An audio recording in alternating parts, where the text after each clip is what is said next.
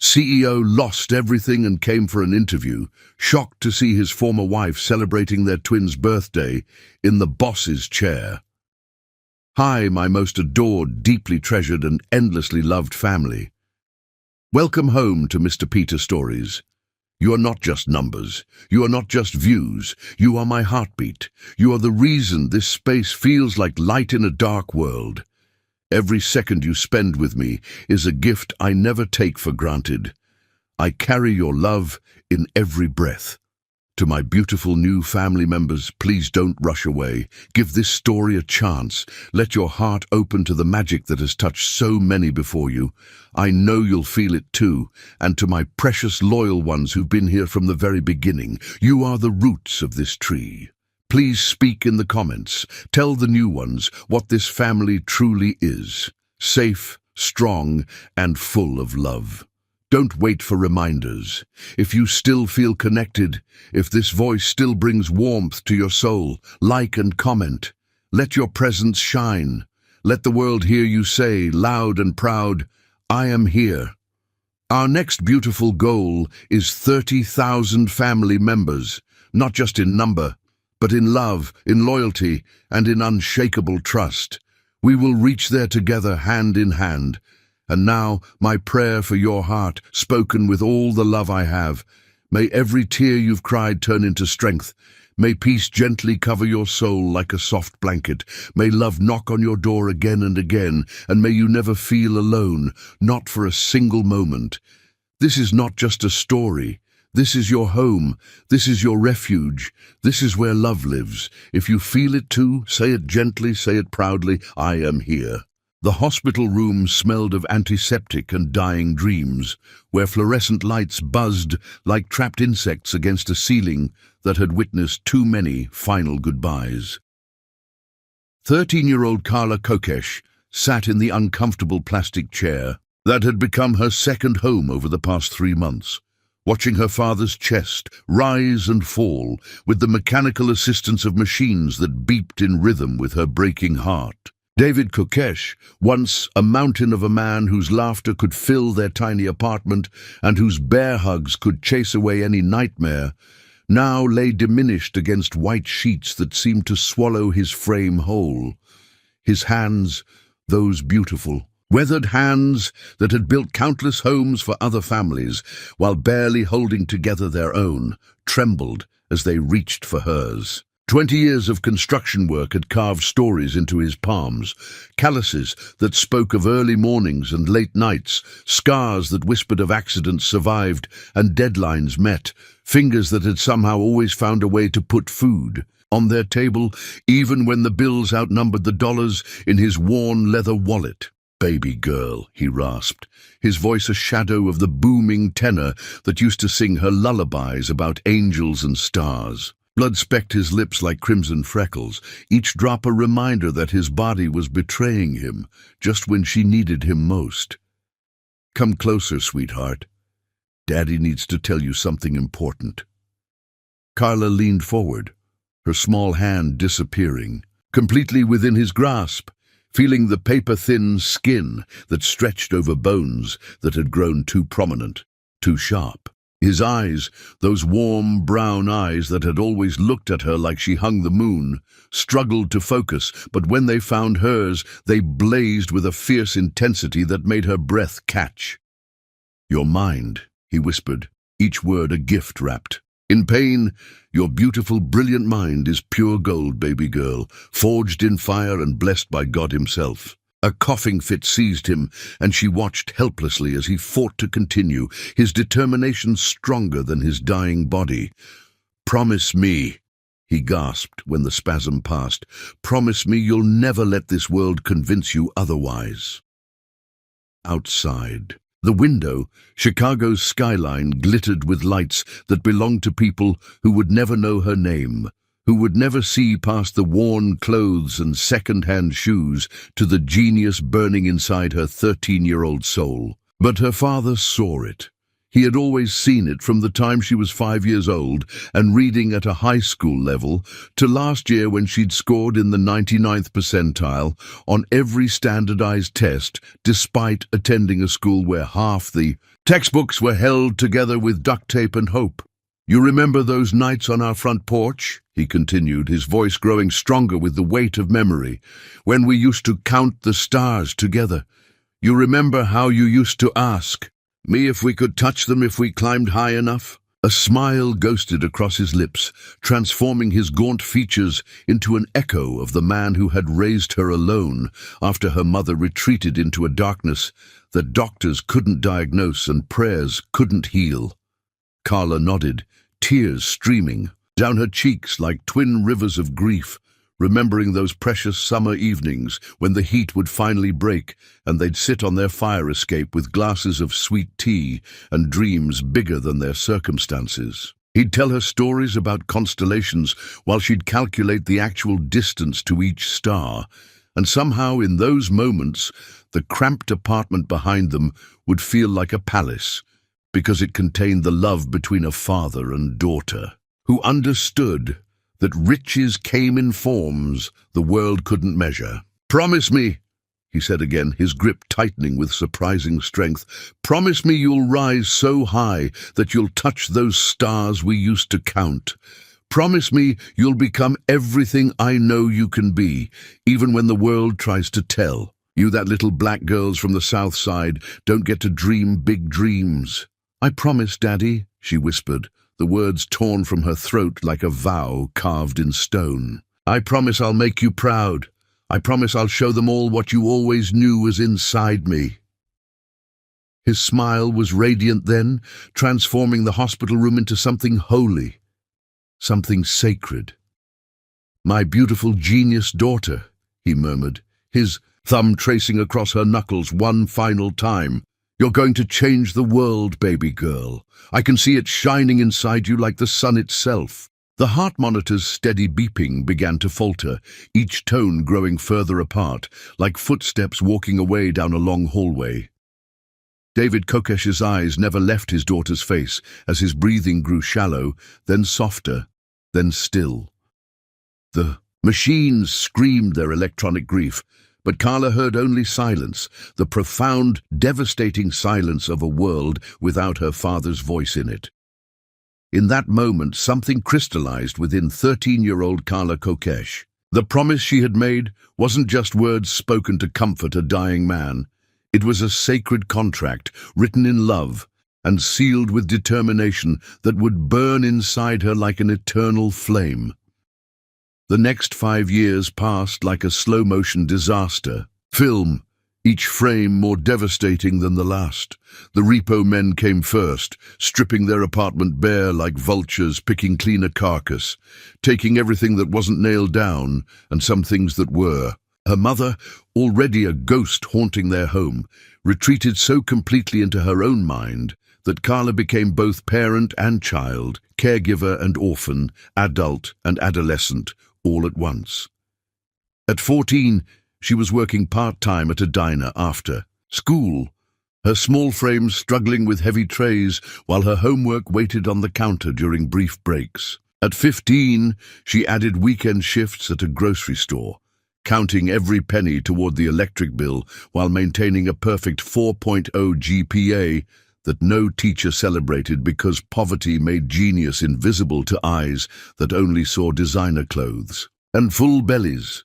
At 16, she was tutoring classmates for $5 an hour during lunch periods, watching kids who couldn't solve basic algebra problems drive home in cars that cost more than her family's annual income. At 17, she worked every summer at multiple jobs, morning shift at a diner, afternoon shift at a dry cleaner, while applying to colleges with essays written during breaks and scholarship applications filled out by the light of her cell phone when the electricity got cut off. Through it all, her father's voice echoed in her memory like a sacred hymn. "You're pure gold, baby girl. Rise so high you'll touch the stars. Some nights, when exhaustion threatened to claim her sanity and despair whispered that dreams were luxuries she couldn't afford, Carla would stand on their fire escape and look up at the same stars her father had shown her. In those moments, with the weight of an impossible life pressing down on her 18-year-old shoulders, she would make the promise again, to him, to herself, to the universe that seemed determined to test every ounce of strength she possessed. "I will not just survive," she would whisper to the Chicago sky, her breath visible in the winter air, her voice carrying across rooftops and alleyways where other broken dreams lay scattered like fallen leaves. "I will rise. I will touch those stars. I will become everything you knew I could be, Daddy, even if it kills me trying." The wind would carry her words into the darkness, and somewhere in the space between heartbeats and hope, Carla Kokesh began to understand that she wasn't just making a promise to a dead man. She was forging her own destiny, one star at a time. The memories of those final days before her father's death played like a broken film reel in her mind. She remembered how he had struggled to sit up in that hospital bed, his breathing labored but his spirit unbroken, determined to share every piece of wisdom he could before time ran out. "Baby girl," he had said during one of their last conversations, when the morphine made his words slur but his love remained crystal clear, "the world is going to try to put you in a box. They're going to see your skin, your address, your circumstances, and they're going to assume that's all you'll ever be." His weathered fingers had traced the outline of her face with infinite tenderness, as if he were memorizing every feature, every freckle, every expression that made her uniquely his daughter. "But you listen to me now, Carla. You are not defined by where you come from. You are defined by where you're going. You are not limited by what you have. You are empowered by what you dream." Every great woman in history started as somebody's little girl with big dreams, and most of them faced obstacles that would have crushed weaker souls. She could still feel the weight of his hand on her shoulder, still hear the conviction in his voice when he spoke about her future as if it were already written in the stars they loved to count together. "Your great-grandmother was born into slavery, but she taught herself to read by candlelight. Your grandmother raised 6 children alone during the Depression and still managed to send your daddy to school. Your mama, before the sadness took her away from us, was the smartest woman I ever knew. She could solve any mathematical problem, fix any broken thing, make magic out of scraps and dreams." Those words had planted seeds in Carla's soul that bloomed into unshakable determination. During the darkest moments of her adolescence, when she was 16 and the electricity got shut off again, she would do her homework by streetlight streaming through their apartment window, her father's voice echoing in her memory. "You come from a long line of strong women who refused to surrender." When she was 17, and her guidance counselor suggested she be realistic about her college ambitions, recommending community college instead of the prestigious universities that had sent her recruitment letters, she would smile politely and nod while thinking about her father's words, "They're going to try to put you in a box." When classmates whispered about the girl who wore the same 3 outfits in rotation, who brought peanut butter sandwiches for lunch every day, who worked nights and weekends while they enjoyed carefree teenage years, Carla would remember her father's promise, "You're going to change the world, baby girl." The hardest part wasn't the physical exhaustion or the financial stress, it was the isolation. At 18, standing on the precipice of adulthood, Carla existed in a world between worlds, too mature for her teenage peers who worried about prom dates and graduation parties, too young for the adult responsibilities that had been thrust upon her shoulders, like an inheritance she never wanted. She was fluent in the language of survival, but still learning the vocabulary of hope. Yet every night, when she finally collapsed into the narrow bed she shared with her increasingly distant mother, Carla would close her eyes and transport herself. Back to that hospital room where love had conquered death, where a dying man had passed the torch of possibility to his daughter's outstretched hands. In those precious moments before sleep claimed her exhausted mind, she could still feel her father's presence like a warm blanket around her shoulders, still hear his voice whispering the words that had become her battle cry. Rise so high you'll touch the stars. Tomorrow would bring new challenges, another double shift, another rejection letter, another reminder that girls like her weren't supposed to dream beyond their zip codes. But tonight, she was still David Kokesh's daughter, still the brilliant child who had solved calculus problems at 12 and written poetry that made her teachers weep. Tonight, she was still pure gold, forged in fire and blessed by God himself. The promise lived in her bones now, pulsed through her bloodstream like liquid courage, transformed every setback into setup for something greater. She was 18 years old, orphaned and broke and beautiful in ways the world couldn't see yet, but she carried within her the dreams of generations, women who had survived slavery, depression, discrimination, and heartbreak to pass their strength. Forward like precious heirlooms, Karla Kokesh was ready to touch the stars. Chapter 2. The Devil in Designer Armor. When temptation wears a tuxedo, at 18 years old, Karla Kokesh moved through the grand ballroom of the Meridian Hotel like a shadow in borrowed silk. Her reflection was multiplied infinitely in crystal chandeliers that cost more than most. People's houses, each step across marble floors, quarried from Italian mountains and polished to mirror perfection, reminded her of the vast distance between her world and this one. The black cocktail dress she wore, borrowed from her supervisor at the catering company who took pity on girls who showed up to work galas in their only clean outfit, hugged her curves with an elegance that made wealthy patrons pause mid-conversation to follow her movement with hungry eyes that saw beauty but never bothered to look deeper. She carried champagne flutes on silver trays that weighed more than the groceries she could afford each week, weaving between clusters of Chicago's elite who discussed charitable donations with the same casual indifference they might reserve for ordering lunch. These were the people who lived in the penthouses she cleaned, who drove cars she detailed on weekends, who existed in a stratosphere so far above her reality that breathing their air felt like stealing something precious. More champagne, sir?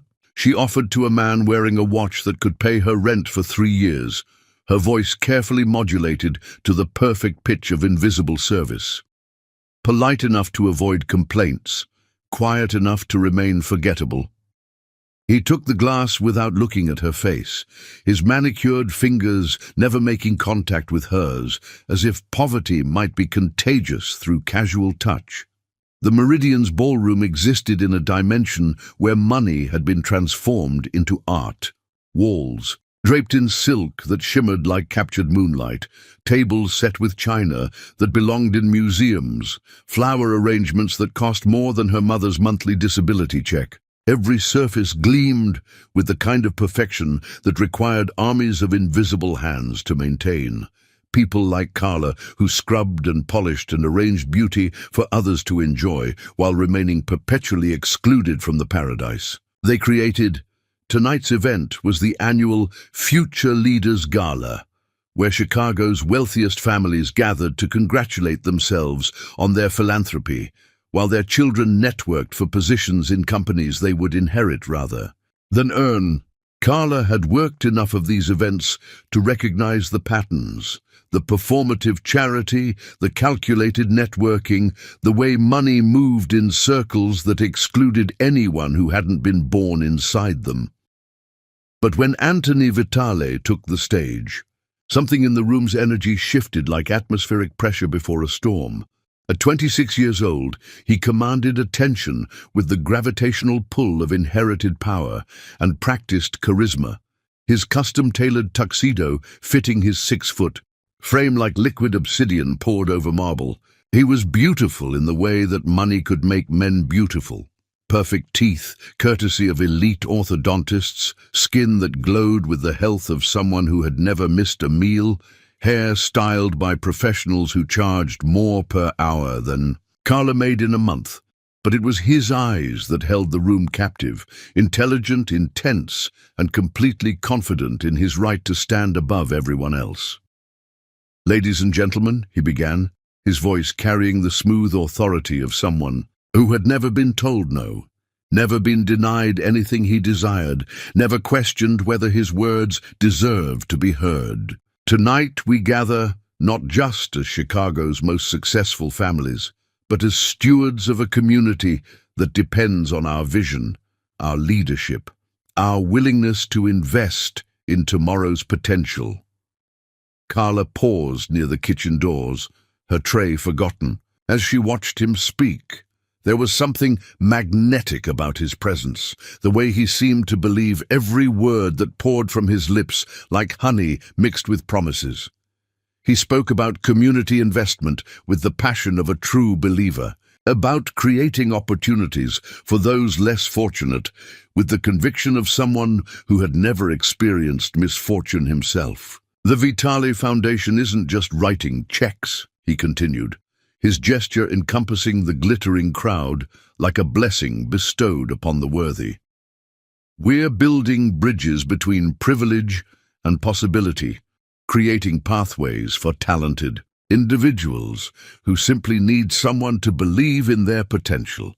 Because true leadership isn't about maintaining what we've inherited.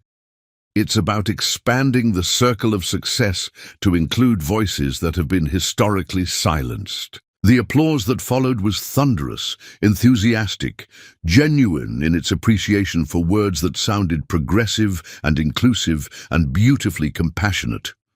But Carla, who had spent her childhood in the neighborhoods Anthony claimed to champion, recognized the subtle disconnect between his rhetoric and reality. She had seen those same neighborhoods transformed by investment that displaced families who couldn't afford the improvements, had watched opportunity programs that required connections she didn't possess.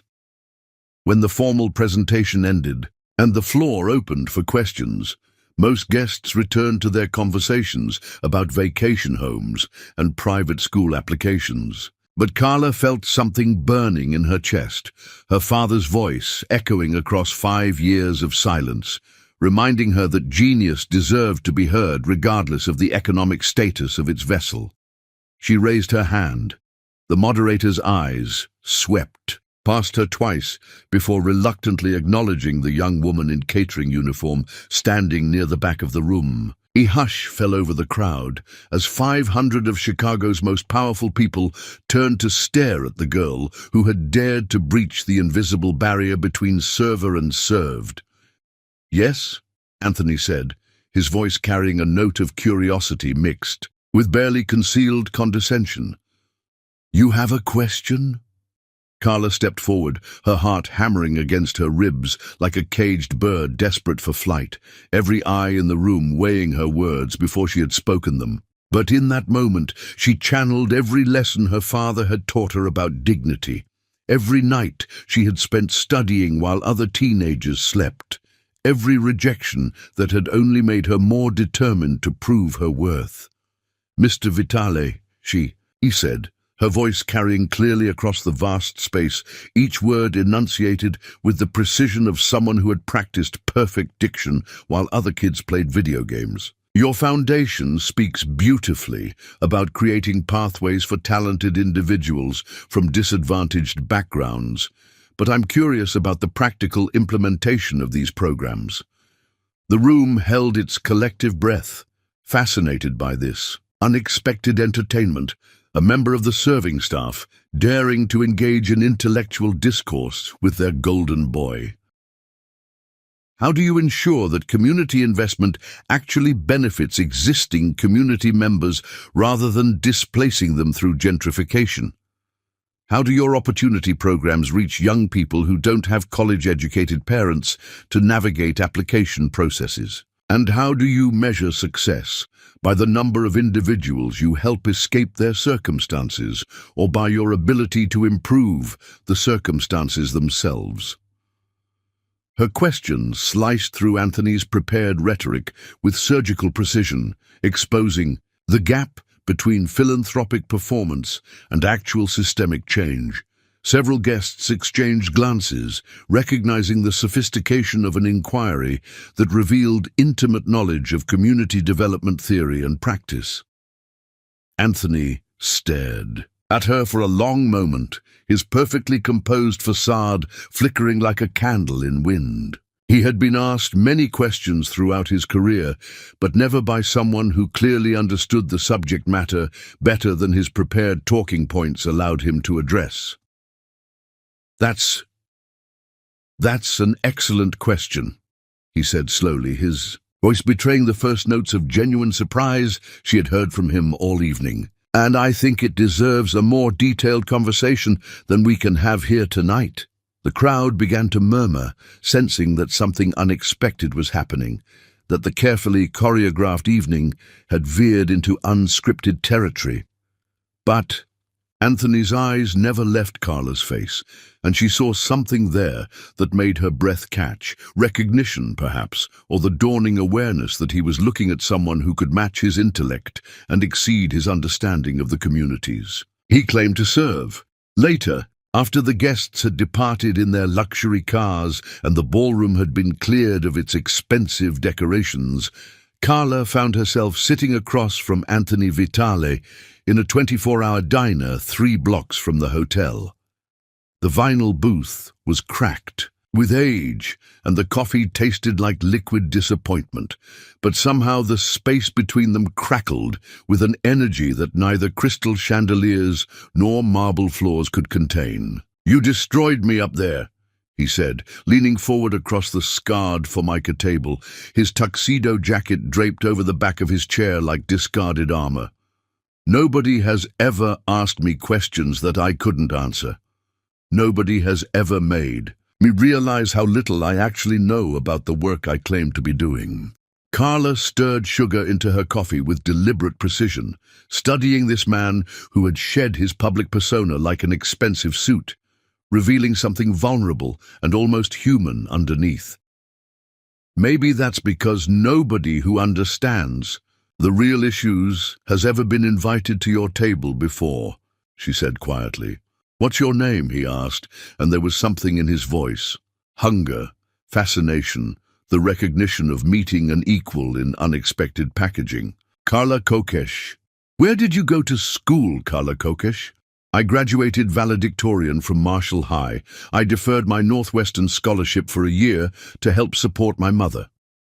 The words came out like a shield, protecting her from assumptions about her intelligence based on her current circumstances rather than her potential. Anthony sat back in the booth, his eyes wide with something that looked remarkably like awe.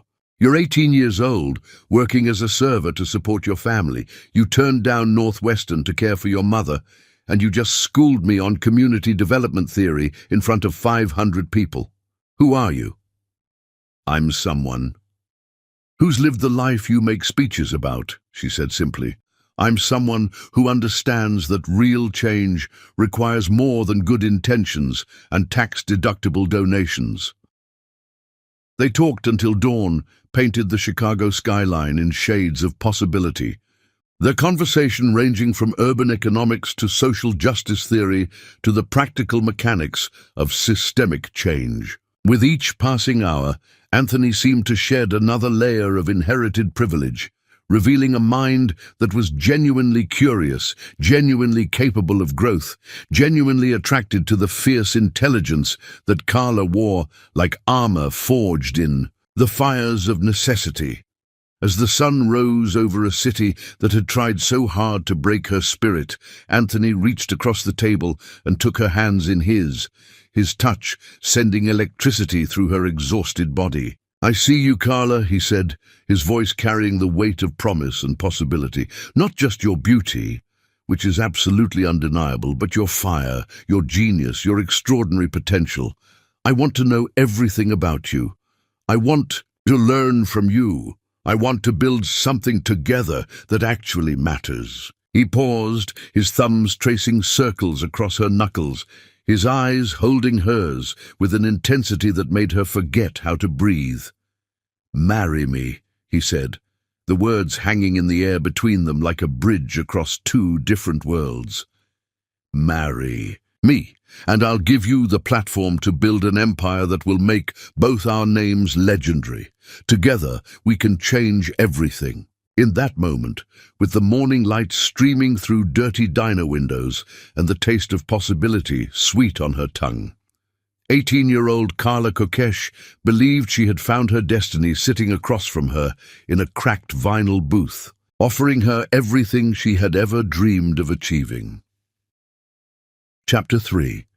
The Golden Cage of Broken Promises. When Heaven Becomes Hell. At 19, 6 months into her marriage and living 40 floors above the Chicago streets that had raised her, Carla Vitale stood before panoramic windows that transformed the cityscape into abstract art. She watched tiny cars move like ants through canyons of steel and glass, while feeling increasingly like an exotic specimen trapped in a gilded terrarium. The penthouse existed in a dimension where money had evolved beyond currency into pure aesthetics. Italian marble that felt cold beneath her bare feet, furniture that belonged in museums rather than homes, and art that cost more than entire neighborhoods, while communicating nothing about the human experience she understood. 6 months into their marriage, she had learned to navigate the invisible rules that governed this rarefied atmosphere. How to smile at Anthony's business associates who looked through her as if she were expensive wallpaper. How to nod appreciatively when his mother, Victoria Vitale, offered backhanded compliments wrapped in poison and tied with silk ribbons. How to exist gracefully in spaces designed to remind her that she was a guest who could be uninvited at any moment. The morning routine had become a choreographed performance of marital bliss. Anthony would emerge from his private bathroom, because even their intimacy required separate spaces, looking like he had stepped from the pages of a luxury magazine, his custom suits pressed to perfection, his hair styled with products that cost more than Carla used to spend on groceries in a month. He would kiss her forehead with the absent affection one might show a beloved pet, murmur something about late meetings or client dinners, and disappear into his world of inherited power and unearned influence. "Don't wait up, sweetheart," had become his standard farewell, delivered with the kind of casual dismissal that made her feel like a character in someone else's story rather than the protagonist of her own life. The loneliness crept in slowly, like water seeping through invisible cracks in what had appeared to be a perfect foundation. During their courtship, Anthony had hung on her every word, fascinated by her insights into urban planning and social justice, promising that their marriage would be a true partnership where her intelligence would be valued and her ideas implemented. But somewhere between the wedding reception and their first month as husband and wife, those promises had evaporated like morning mist under the harsh light of reality. The charity events were the worst kind of torture, elaborate performances, where Carla was paraded like a trophy wife who represented Anthony's commitment to diversity and progressive values. At the Children's Hospital Gala, she had spent 20 minutes explaining her business plan to a group of potential female investors, her passion for skincare formulation igniting genuine interest in their eyes. But when Anthony approached the group, he smoothly redirected the conversation. "Ladies, I hope my wife hasn't been boring you with her little hobby projects," he said with a laugh that felt like ice water down her spine. "Carla's wonderfully creative. But let's talk about real investment opportunities. Have I mentioned our new commercial development downtown?" The women's expressions shifted from engaged interest to polite dismissal as they absorbed Anthony's message. His wife's business ideas were amusing diversions, not serious ventures worthy of their consideration. Later that evening, when Carla tried to address his public dismissal, Anthony had shrugged with casual indifference. "Sweetheart, those women control millions in investment capital. I can't have them thinking we're not serious about real business.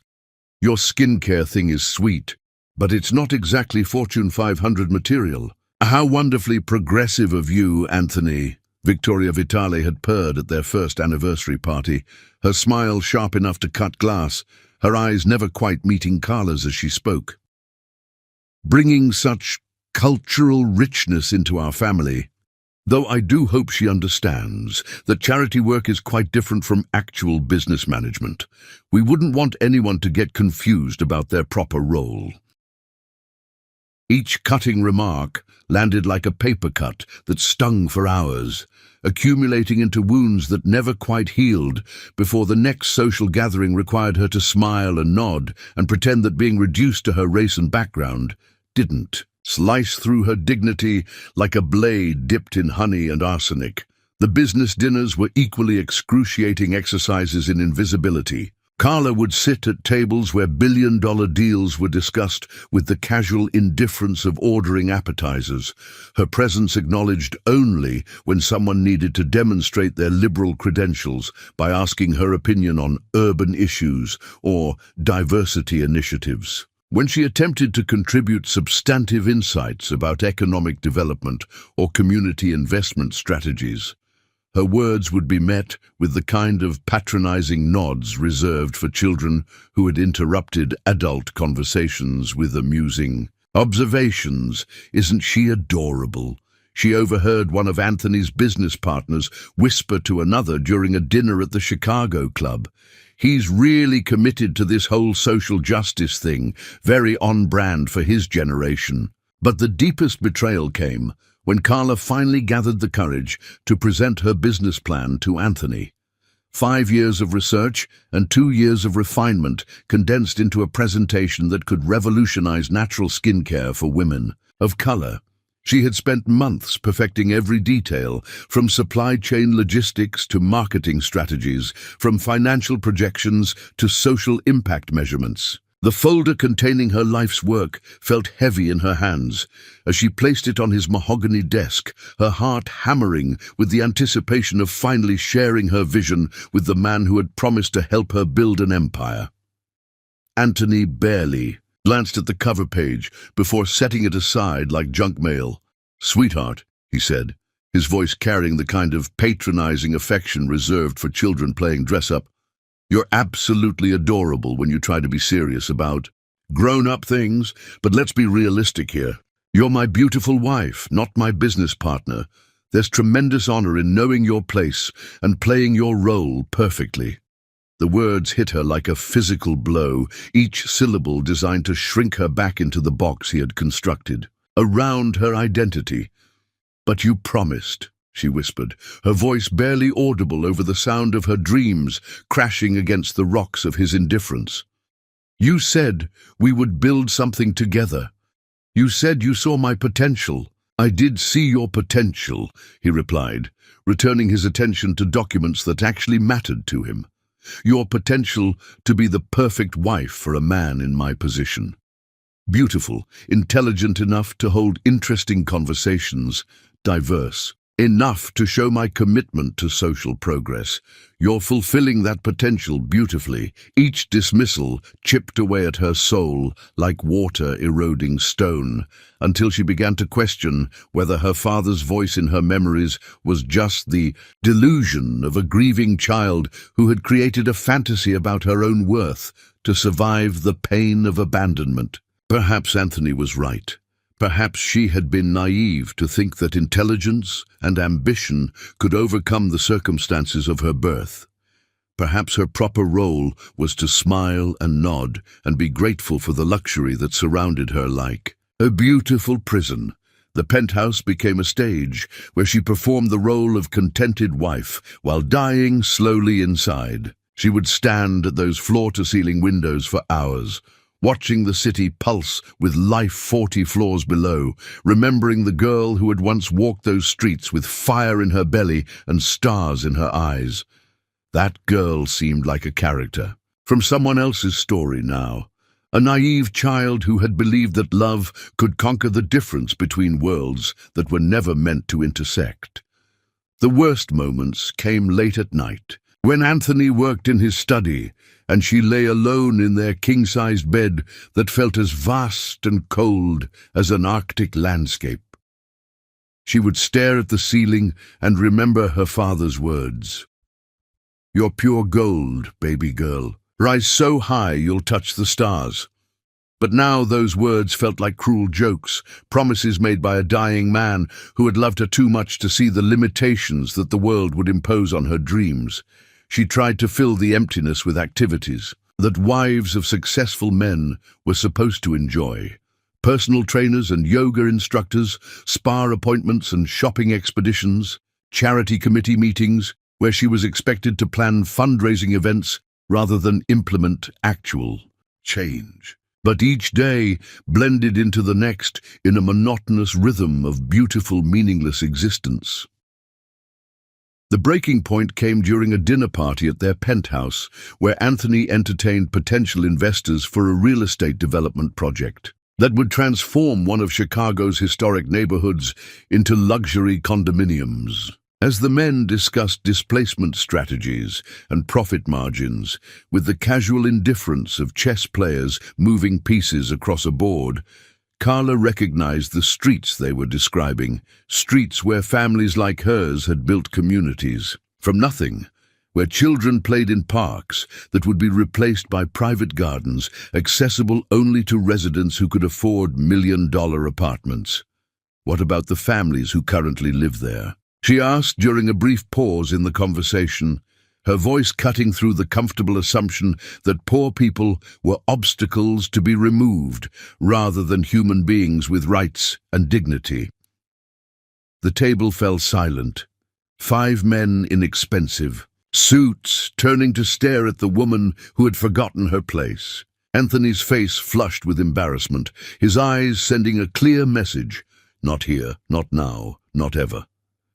"Sweetheart," he said, his voice tight with barely controlled anger, "I think you might be more comfortable watching television in the bedroom while we finish our business discussion." She was dismissed like a misbehaving child, sent to her room while the adults made decisions that would destroy lives and communities she understood better than any of them ever could. As she walked through their marble hallway toward the bedroom that felt more like exile than sanctuary, Carla realized that she had traded her father's dreams for a golden cage, her potential for pretty dresses, her voice for the silence that wealthy men required from their ornamental wives. That night, lying alone in their bed while Anthony celebrated his successful pitch in the living room, 19-year-old Carla Vitale began planning her escape from paradise, understanding finally that some prisons were too beautiful to recognize until it was almost too late to remember who you were before the bars closed around your soul. Chapter 4. The Night Love Died. When Angels Fall from Grace.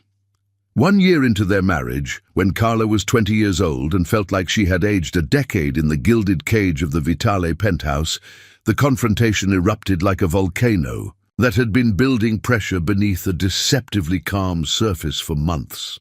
It began with a conversation she wasn't supposed to hear, voices drifting through the partially open door of Anthony's study where he spoke with his father, Vincent Vitale, about the company's upcoming annual report and the need for strategic optics in an increasingly diverse marketplace. "The girl has been perfect for the image campaign." Vincent's gravelly voice carried the satisfaction of a chess master who had executed a particularly clever gambit. "Market research shows that having her visible in our materials has improved our approval ratings in key demographics by 12%. The photography for the annual report should really emphasize her presence, maybe something about mentorship programs or community partnerships." "She does photograph beautifully," Anthony agreed, his voice carrying the casual objectification of someone discussing an expensive piece of art rather than his wife. "The board loves that we can point to concrete evidence of our commitment to diversity, It's exactly the kind of progressive positioning that sets us apart from our competitors. Carla stood frozen in the hallway, her hand pressed against her mouth to muffle the gasp that threatened to escape as the true nature of her marriage crystallized with devastating clarity. She wasn't Anthony's partner. She was his diversity. Consultant, a beautiful black woman whose face would photograph well in marketing materials designed to convince the world that the Vitale Empire cared about social justice. Just make sure she understands her role, Vincent continued, his voice carrying the casual cruelty of inherited power. We can't have her getting ideas above her station. The last thing we need is her trying to insert herself into actual business operations. Keep her focused on the charity work and photo opportunities. Don't worry, Anthony replied, and Carla could hear the smile in his voice. She's exactly where she needs to be, beautiful, grateful, and completely manageable. The words hit her. Like physical blows, each syllable designed to reduce her to nothing more than a prop in their performance of social consciousness. She stumbled back to their bedroom, her legs shaking with the weight of betrayal that felt like drowning in slow motion, her mind replaying every moment of their courtship and marriage through the lens of this devastating revelation. That night, she lay in their bed pretending to sleep while Anthony worked late, her body rigid with the kind of anger that burned cold and clean and absolutely destructive. When he finally slipped into bed beside her at 2 a.m., smelling of expensive whiskey and his father's cigar smoke, she waited until his breathing deepened into sleep before allowing herself to cry, silent tears that felt like bleeding from wounds that would never heal. The next morning brought a breakfast meeting with potential investors, another performance where Carla was expected to play her role perfectly. She sat at their dining room table, wearing a designer dress that cost more than her mother's monthly disability check, listening to men discuss profit margins and market penetration while she served artisanal coffee and Danish pastries with the kind of gracious hospitality that wealthy wives were trained to provide. "Your wife is absolutely charming," one of the investors told Anthony, speaking about Carla as if she weren't sitting 3 feet away. "Such a wonderful representation of your company's values. Very inspiring story, I'm sure." "Thank you," Anthony replied, his hand resting possessively on Carla's shoulder. "She's been an incredible asset to our community outreach initiatives." Asset. The word ricocheted through her mind like a bullet, confirming everything she had overheard the night before. She excused herself from the table with practiced grace, retreating to the kitchen where she gripped the marble countertop until her knuckles turned white, fighting the urge to scream until her throat bled. The breaking point came 3 days later during a phone call that Anthony took in his study while believing Carla was at her weekly spa appointment. She had returned early, walking through their front door just in time to hear him speaking to someone about leveraging her background for the upcoming community development project. "The authenticity factor is crucial," Anthony was saying, his voice carrying the calculated enthusiasm of a marketing executive discussing a successful campaign. "Having someone who actually grew up in these neighborhoods gives us credibility we could never buy. The optics are perfect. My wife from the South Side, now living in a penthouse, representing the American dream made possible by companies like ours. The American dream. As if her poverty had been a choice, as if her struggle had been a performance designed to enhance his credibility, as if her pain had been a commodity for him to purchase and deploy for his own benefit." Carla walked into that, study like a warrior entering battle, her back straight and her voice deadly calm, despite the hurricane of rage and heartbreak swirling inside her chest. Anthony looked up from his desk, his expression shifting from surprise to something that looked suspiciously like fear as he recognized the expression on her face. "I'll call you back," he said into the phone, ending the conversation while never taking his eyes off his wife, You promised me partnership, she said, her voice trembling with the weight of every humiliation she had swallowed, every dream deferred, every moment she had felt like a fraud in her own skin. You looked me in the eyes and swore you would help me build something meaningful, something that would honor my father's memory and prove that poor black girls can rise just as high as rich white boys. Anthony leaned back in his leather chair, his face settling into the kind of patronizing expression she had learned to hate with every fiber of her being. Carla, sweetheart, you're being dramatic. I've given you everything. You've given me nothing. The words exploded from her throat like years of suppressed rage finally finding their voice. You've dressed me up like a doll and paraded me around like a trophy that proves how progressive and enlightened you are. You've used my background as a marketing tool while systematically destroying every dream I ever shared with you. Are you seriously delusional enough to think that marriage to me was about business?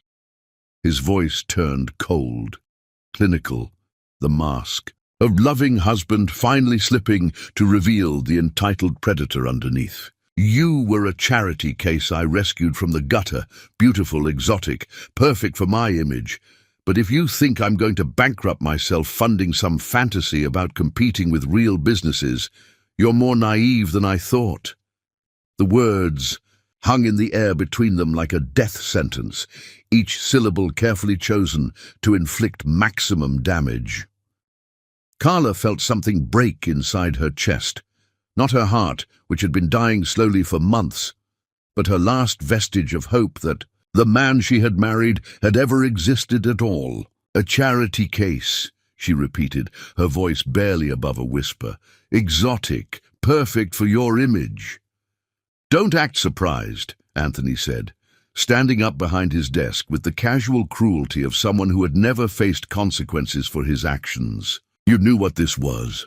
You were 18 years old, working as a waitress, living in poverty. I offered you a life beyond anything you could have achieved on your own. I think a little gratitude would be appropriate. The divorce papers materialized on their Italian marble countertop the next morning, like a magic trick performed by the city's most expensive lawyers. Each page was a death certificate for the love she thought had been her salvation. Each clause, a reminder that marriages built on deception crumbled just as quickly as they had been constructed. No alimony, Anthony's lawyer explained during a meeting that felt like a funeral for her own dreams. No property rights, no claim to any assets acquired during the marriage. Mrs. Vitale signed a comprehensive prenuptial agreement.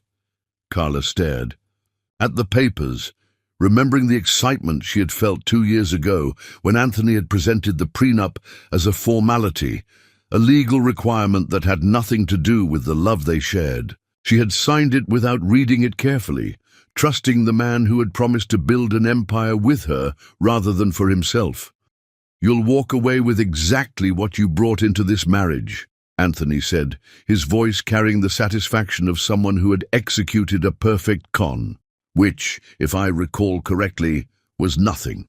As she read the terms that would leave her exactly where she had started, no money, no property, no anything except the clothes on her back and the scars from believing that love could conquer the difference between their worlds, Carla realized that the man she had married never existed at all. He had been a carefully constructed illusion, a character designed to make her fall in love with her own destruction. 20-year-old Carla Vitale walked out of that penthouse with 2 suitcases and the crushing weight of understanding that she had traded 2 years of her life for the most expensive education in human nature ever purchased. But somewhere in the ashes of her destroyed dreams, a phoenix began to stir. Not the naive girl who had believed in fairy tales, but a woman who had learned that the only person she could trust to save her was herself.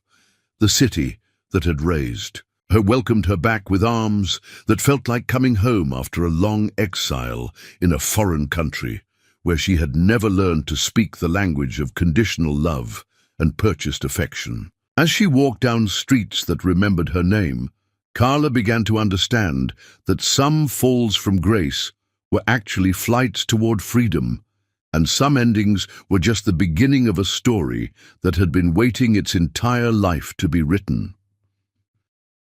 Chapter 5. Two Hearts, One Destiny. When God Tests the Warrior. 3 weeks after her 20th birthday, and 1 week after signing the divorce papers that reduced 2 years of marriage to a stack of legal documents, Carla stood in the harsh fluorescent lighting of a public health clinic bathroom, staring at 2 pink lines that pulsed with the weight of divine intervention or cosmic cruelty. The plastic test trembled in her hands like a leaf in a hurricane as the magnitude of her situation crashed over her in waves of terror and wonder. She was carrying twins, 2 innocent souls growing inside her, while she had no job, no home, no money, and no partner to share the impossible burden that suddenly felt like climbing Everest in bare feet during a blizzard. The bathroom walls seemed to close in around her as she gripped the chipped porcelain sink, her reflection in the cracked mirror, showing a woman she barely recognized, hollow-eyed, pale, wearing a discount store dress that hung on her frame like borrowed clothes from someone else's life. 3 weeks ago, she had been Mrs. Anthony Vitale, living in a penthouse that cost more per month than most people earned in a year. Now she was Carla Kokesh again, sleeping on a friend's couch and applying for jobs that wouldn't hire her because her resume showed 2 years of being a wealthy man's wife rather than developing marketable skills. The pregnancy test clattered into the trash can like a gavel delivering judgment, but the verdict remained unchanged. 2 babies, twins, growing inside a woman who could barely afford to feed herself, whose entire support system consisted of a mother lost to depression and a handful of former co-workers who could offer sympathy but not solutions. She stumbled out of the clinic and into the Chicago streets that had raised her, their familiar chaos offering a strange comfort after months of sterile perfection in the Vitale penthouse. But now even these streets felt different, charged with new meaning as she walked past playgrounds where children who looked like hers might someday play, past schools where they might learn, past corners where they might face the same struggles that had shaped her own childhood. The cramped studio apartment she could barely afford became both sanctuary and prison over the next 3 days. She had exactly $3,247 in her secret savings account, money she had hidden during her marriage by skimming small amounts from household expenses, and after calculating rent, utilities, and basic necessities, she realized this would last approximately 4 months if she lived like a monk. Carla lay on the narrow bed that doubled as her couch, staring at water stains on the ceiling that looked like continents she would never visit, while tears came in biblical proportions, grief for the marriage that had been built on lies, terror for the future that seemed impossible to navigate, and something else, something deeper and more primal that took her hours to recognize as protective love for the 2 lives growing inside her. On the 3rd night, when exhaustion had wrung every tear from her body and left her feeling hollow as an empty cathedral, she found herself standing before the bathroom mirror again, both hands pressed protectively over her still flat stomach, where 2 hearts beat, in rhythm with her own. The woman staring back at her looked like a ghost, but somewhere in her eyes, Carla saw the flicker of something that refused to be extinguished, the same fire that had burned in her father's gaze when he spoke about her potential to touch the stars. "I will not just survive," she whispered to her reflection, her voice barely audible but carrying the weight of absolute conviction. "I will rise so high that my babies will never know what it means to be hungry, to be dismissed, to be treated like they're worth less than nothing. These children will grow up knowing that their mother is a queen who built her kingdom through determination and an unbreakable spirit." The words felt like a prayer carved from desperation and hope in equal measure, a vow that seemed to transform the dingy bathroom into something sacred. As she spoke, Carla felt something shift inside her, not just the physical presence of her unborn children, but a fundamental change in her understanding of who she was and what she was capable of becoming. She remembered her father's stories, about their family's history, the generations of strong women who had survived slavery and segregation and poverty through sheer force of will. Her great-grandmother, born into bondage, but who had taught herself to read by stealing glimpses at her master's newspapers.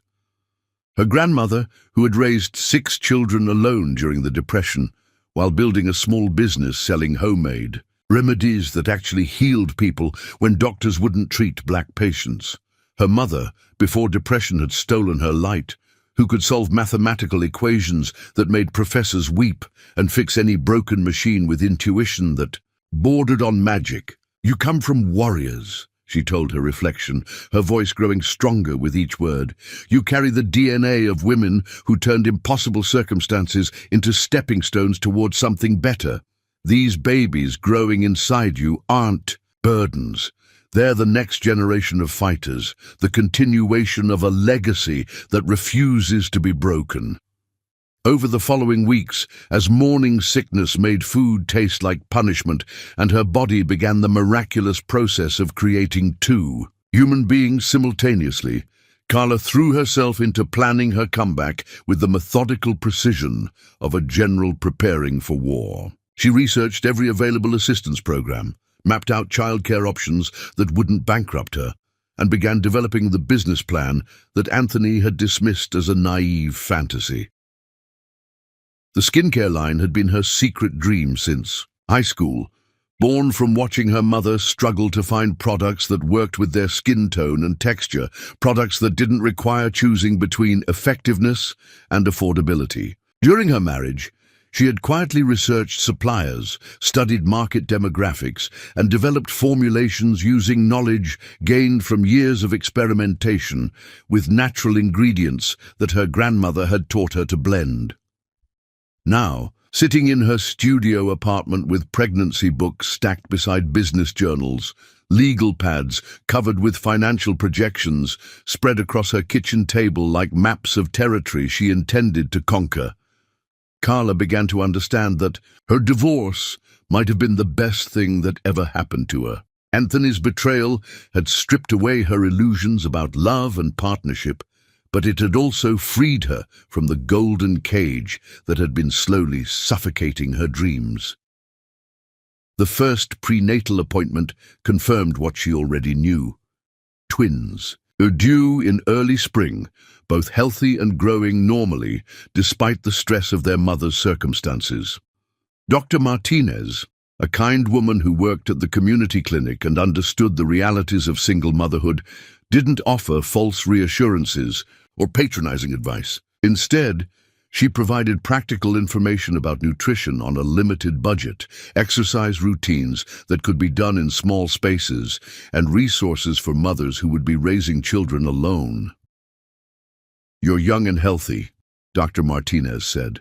During the 12-week checkup, her voice, carrying the kind of straightforward compassion that Carla had forgotten, existed after months of navigating the artificial politeness of wealthy social circles. "Your babies are developing perfectly. The only thing you need to focus on now is taking care of yourself so you can take care of them." Taking care of herself meant acknowledging that she would need help, a lesson in humility that cut deeper than any of Anthony's cruelties. She applied for government assistance programs that required standing in lines with other women whose stories she recognized. Young mothers abandoned by partners who had promised forever, older women who had worked their entire lives only to find themselves unemployed and invisible, teenagers who had made adult decisions before they understood the consequences. But she also began building her business with the same quiet determination that had carried her through high school while working 3 jobs, using the small amount of money she had saved from her marriage, emergency funds that Anthony hadn't known about because he had never bothered to ask about her finances. She purchased basic supplies and began creating her first batch of products. In her tiny kitchen, the formulations came together like magic, oils and butters and essential ingredients combining into creams and serums that felt like silk against her skin. She tested every product on herself first, documenting reactions and adjusting ratios until each formula achieved the perfect balance of effectiveness and gentleness. When friends and neighbors began asking about the products that made her skin glow despite the stress of pregnancy and poverty, Carla knew she had created something special. By her 20th week of pregnancy, when her belly had expanded enough to require maternity clothes from thrift stores and her energy had returned, with the vengeance of a woman on a mission, she had a product line of 12 items, a business plan that could secure small business loans, and a marketing strategy that would target the demographic she understood better than any MBA-educated consultant ever could. Standing in her bathroom mirror at 5 months pregnant, watching her children move beneath her skin like dancers preparing for their grand entrance, Carla pressed both hands against her expanding belly and spoke the words that would become her daily affirmation. You are not accidents. You are not mistakes. You are not the products of a failed marriage or evidence of poor planning. You are miracles growing inside a woman who will move heaven and earth to give you everything you deserve.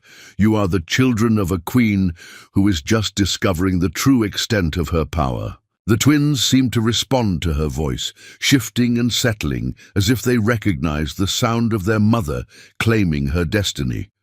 In that moment, surrounded by the humble reality of her circumstances, but filled with the limitless possibility of her dreams, 20-year-old Carla Kokesh understood that she wasn't just carrying 2 babies.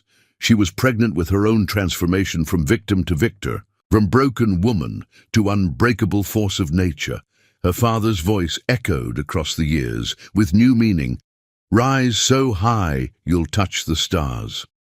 But now she understood that she wouldn't be reaching for those stars alone. She would be carrying her children with her, teaching them that the view from the top was always more beautiful when you had climbed there through your own strength, your own vision, your own refusal to accept limitations that other people tried to impose on your life. The hardest part of her journey was just beginning, but for the first time since leaving Anthony's penthouse, Carla felt ready for the fight of her life. Chapter 6.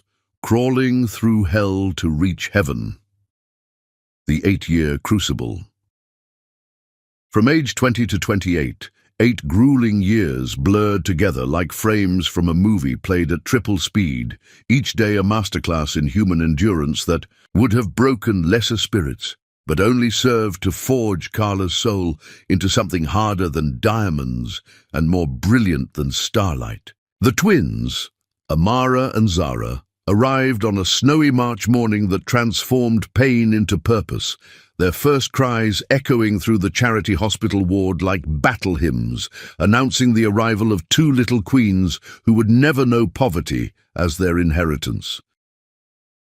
At 20 years old, with 2 infants strapped to her chest in carriers that had seen better days but still held her precious cargo secure, Carla worked overnight cleaning shifts at restaurants while Maria, her elderly neighbor who had raised 6 children of her own, watched the twins in exchange for groceries and helped with her own household tasks. This arrangement saved Carla hundreds in daycare costs, while providing the girls with a grandmother figure who spoke to them in Spanish and English, filling their world with songs and stories that would give them cultural richness their circumstances couldn't afford. Her hands cracked from industrial chemicals that ate through skin like acid. Her back screamed from hours spent on her knees cleaning other people's messes for minimum wage and maximum humiliation. But every dollar earned was a victory against the voices that whispered she would never amount to anything more than another statistic. The other cleaning crew members, mostly women who understood struggle as a second language, became her unofficial support system, taking turns holding the babies when Carla needed both hands free, sharing formula when her milk supply couldn't keep up with feeding 2 growing children, offering words of encouragement when exhaustion threatened to claim her.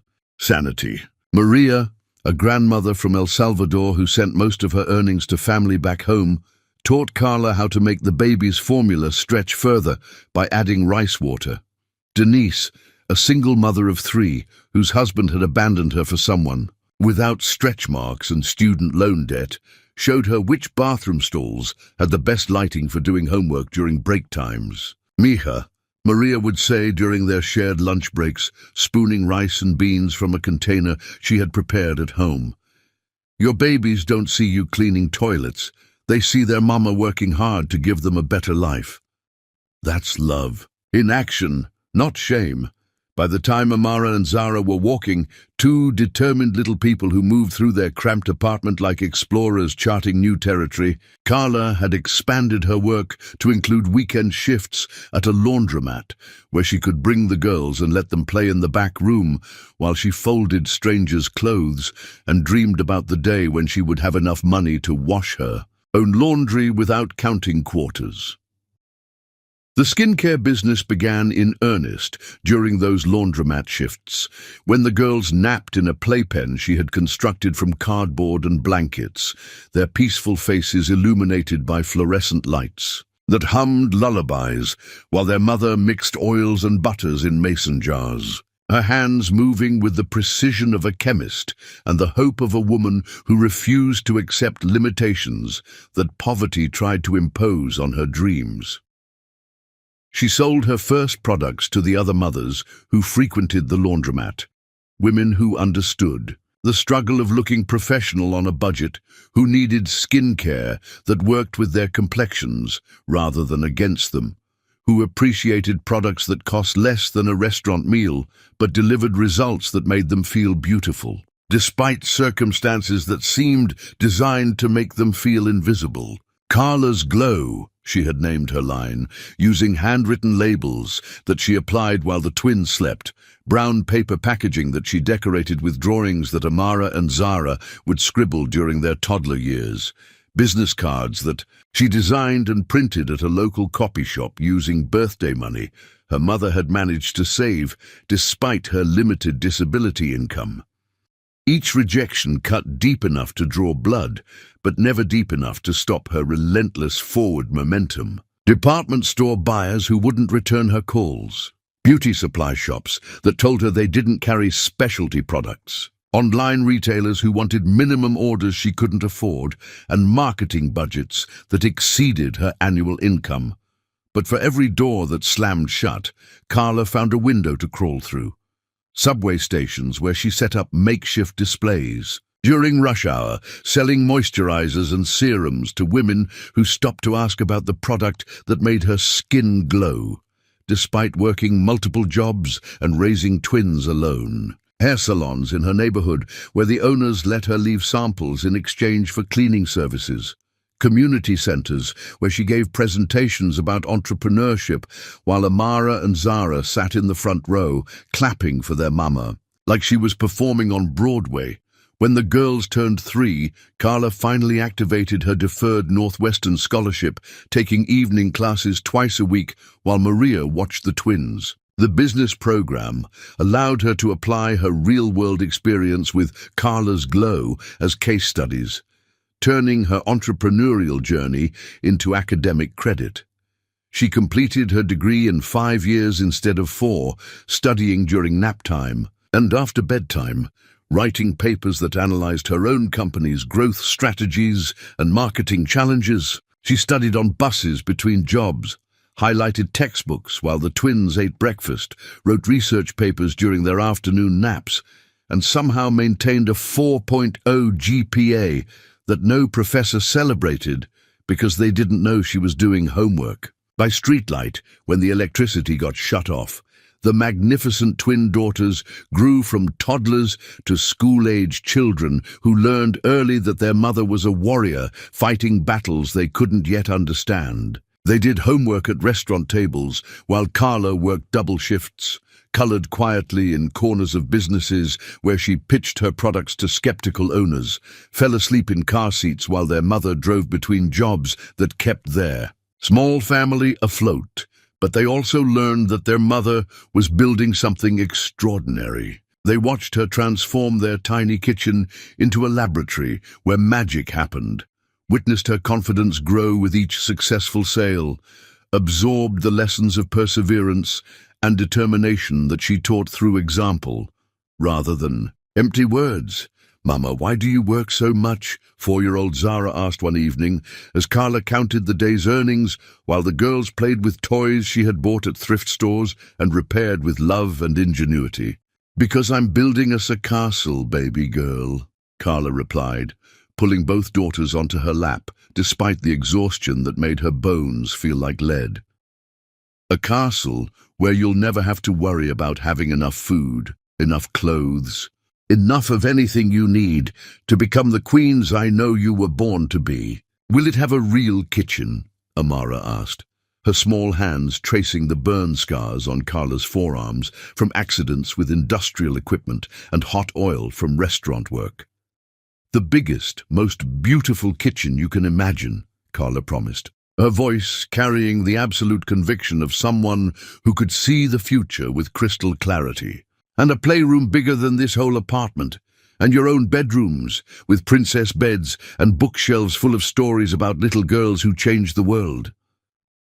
During those endless nights when exhaustion threatened to claim her sanity and poverty tried to steal her hope, Carla transformed herself into a scholar of success. She watched YouTube videos on marketing strategy while breastfeeding the twins at 3 a.m., teaching herself advanced business fundamentals while rocking crying infants back to sleep, earning her business degree through online courses paid for one, credit at a time, with money scraped together from tips and overtime pay. Every textbook was a treasure she couldn't afford, but somehow managed to acquire through library sales and student exchanges. Every assignment was completed between diaper changes and bottle feedings. Every exam was taken with the twins sleeping in carriers because she couldn't afford babysitters and wouldn't leave them with anyone she didn't trust completely. By the girls' 5th birthday, when they blew out candles on a cake Carla had baked from scratch because store-bought celebrations weren't in their budget, Carla's glow was generating real revenue. The small skincare line had grown from 12 products to 30, from mason jar packaging to professional containers, from handwritten labels to printed materials that looked like they belonged in luxury boutiques. The warehouse space she rented was barely larger than a storage unit, but it represented the first step toward the empire she was building, one product at a time. She hired her first employee, Rosa, a former single mother who understood the struggle and shared Carla's vision of building something beautiful from nothing. And together they filled orders that arrived through a website Carla had taught herself to build during late-night computer lab sessions at the community college. By the twins' 7th birthday, the warehouse had expanded twice. The employee roster had grown to include 15 people, mostly women who had faced their own struggles and found hope in Carla's example, and Carla's glow was being featured in beauty magazines that had once ignored her existence, written about by bloggers who praised the quality and affordability of products created by someone who understood their audience better than any focus group ever could. The morning of Amara and Zara's 8th birthday dawned with the kind of promise that made Chicago's skyline look like a crown jewel displayed against velvet clouds. 28-year-old Carla Kokesh stood in the shower of her 2-bedroom apartment, not yet the penthouse she dreamed of, but a home where her daughters had their own rooms and never went to bed hungry, and let hot water wash away 8 years of struggle that had transformed a broken girl into an unbreakable woman. Today would mark the official launch of her expanded product line, the signing of her first major retail partnership, and the beginning of a new chapter where Carla's glow would move from surviving to thriving, from small business to empire, from the dream of a desperate 20-year-old to the reality of a woman who had touched the stars her father had promised she could reach.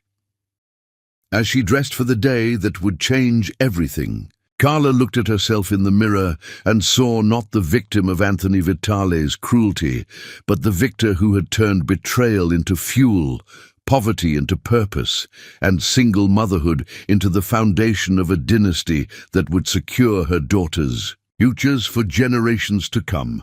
The girl who had once cleaned toilets while her babies slept against her chest was about to become the CEO of her own destiny, and nothing in heaven or earth could stop her now. Chapter 7.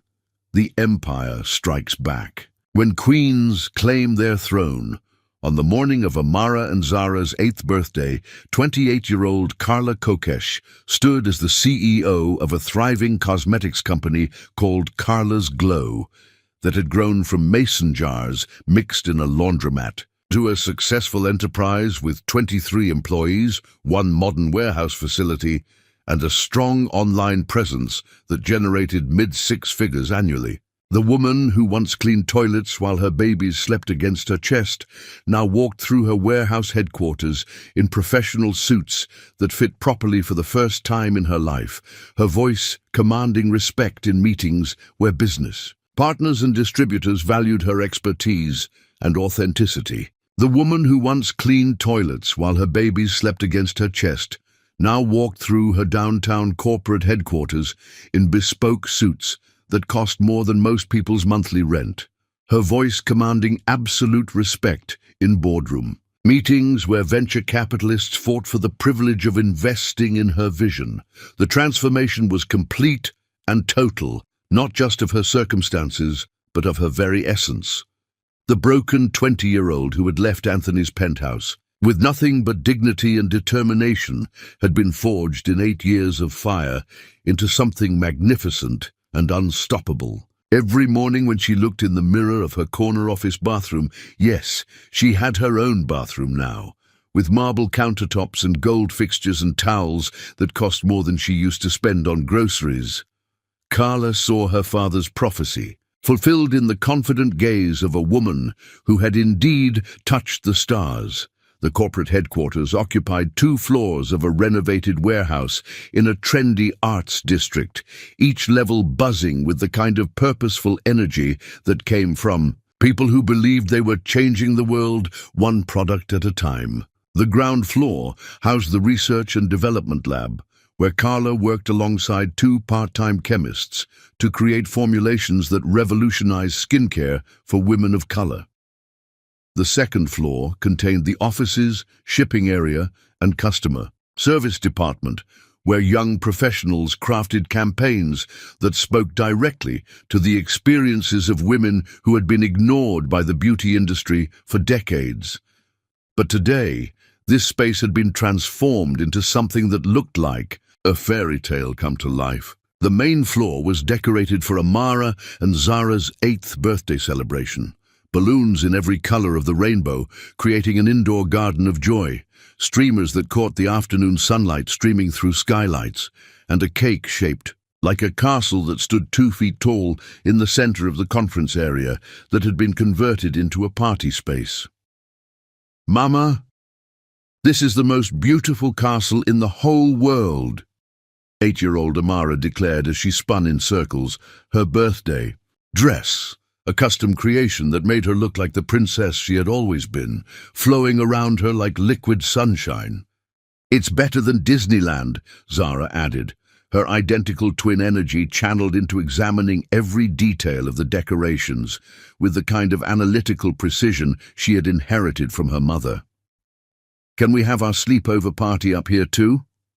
Carla knelt down to her daughter's eye level, these 2 magnificent beings who had been her motivation through every impossible day, her reason for refusing to surrender when surrender would have been so much easier than continuing to fight. At 8 years old, they were already showing signs of the intelligence and determination that ran in their bloodline like precious metal in a vein of ore waiting to be mined.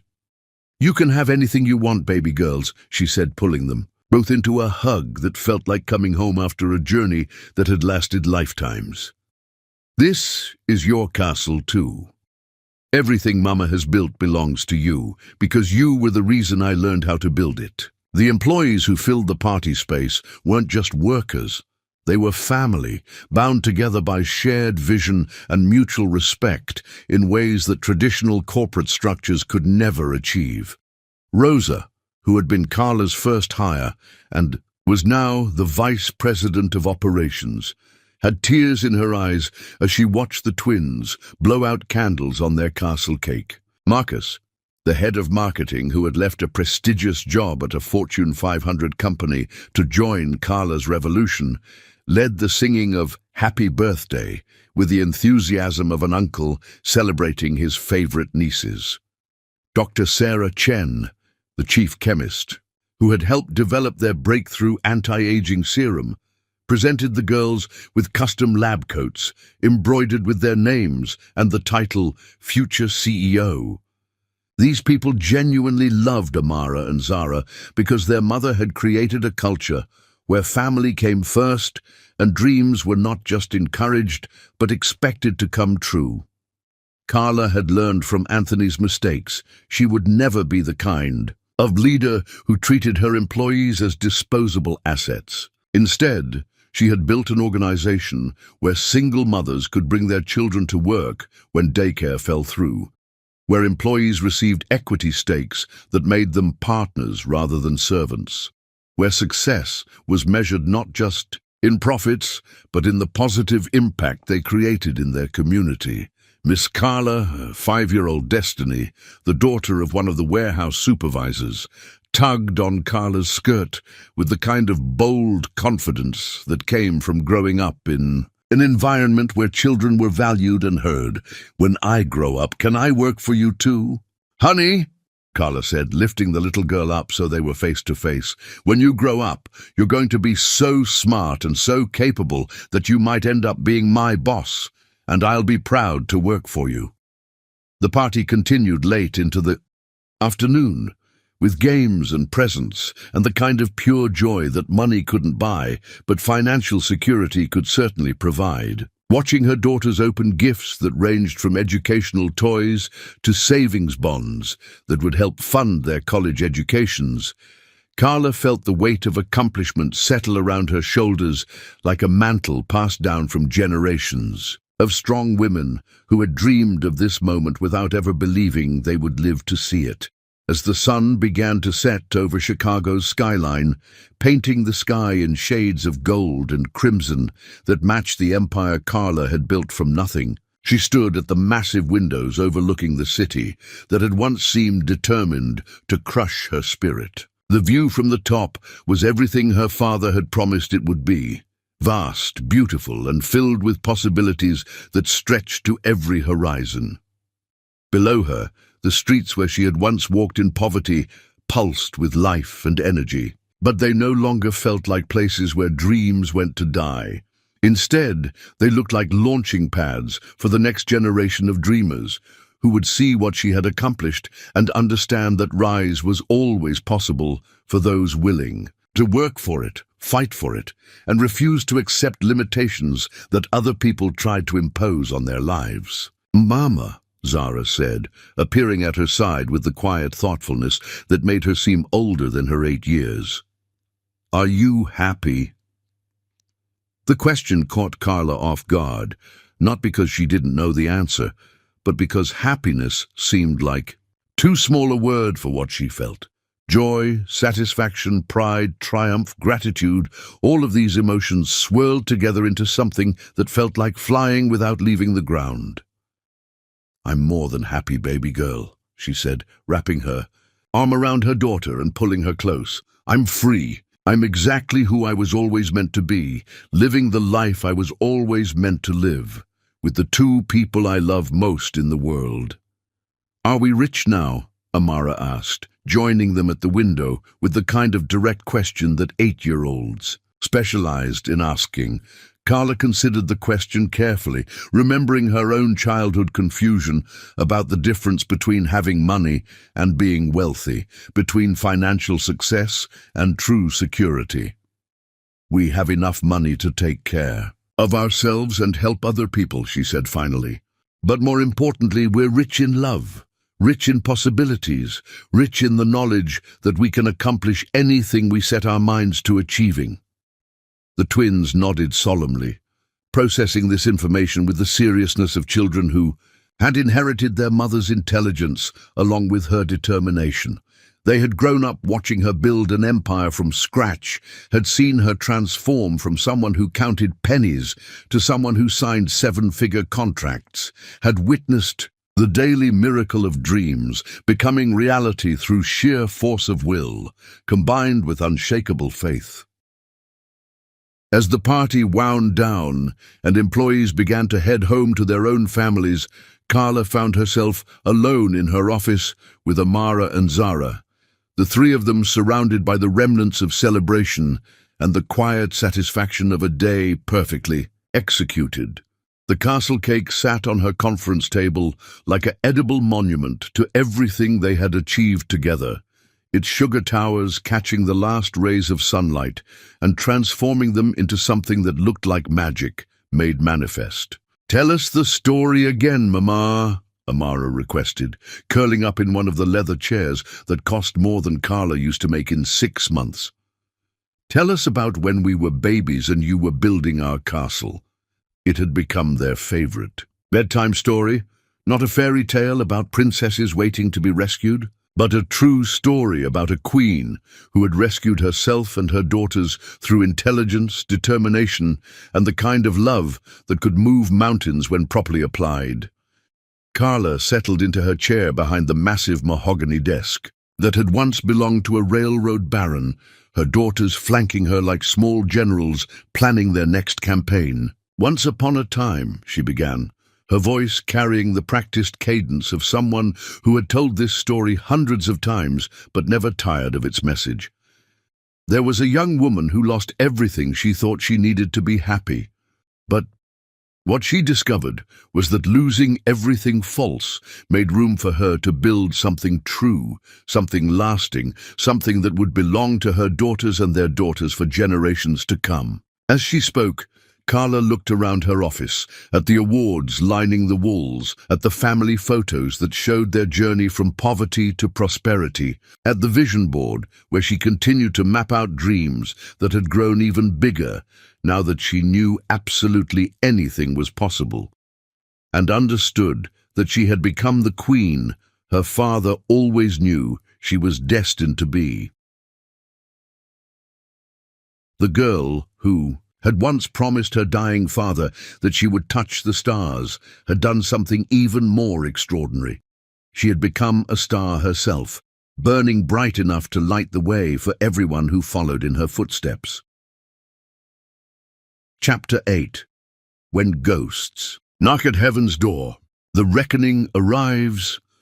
The conference room door opened during the height of the birthday celebration, like a portal between worlds, and through it stepped a man who bore only a passing resemblance to the confident prince who had once promised Carla the universe while sitting in a 24-hour diner 8 years ago.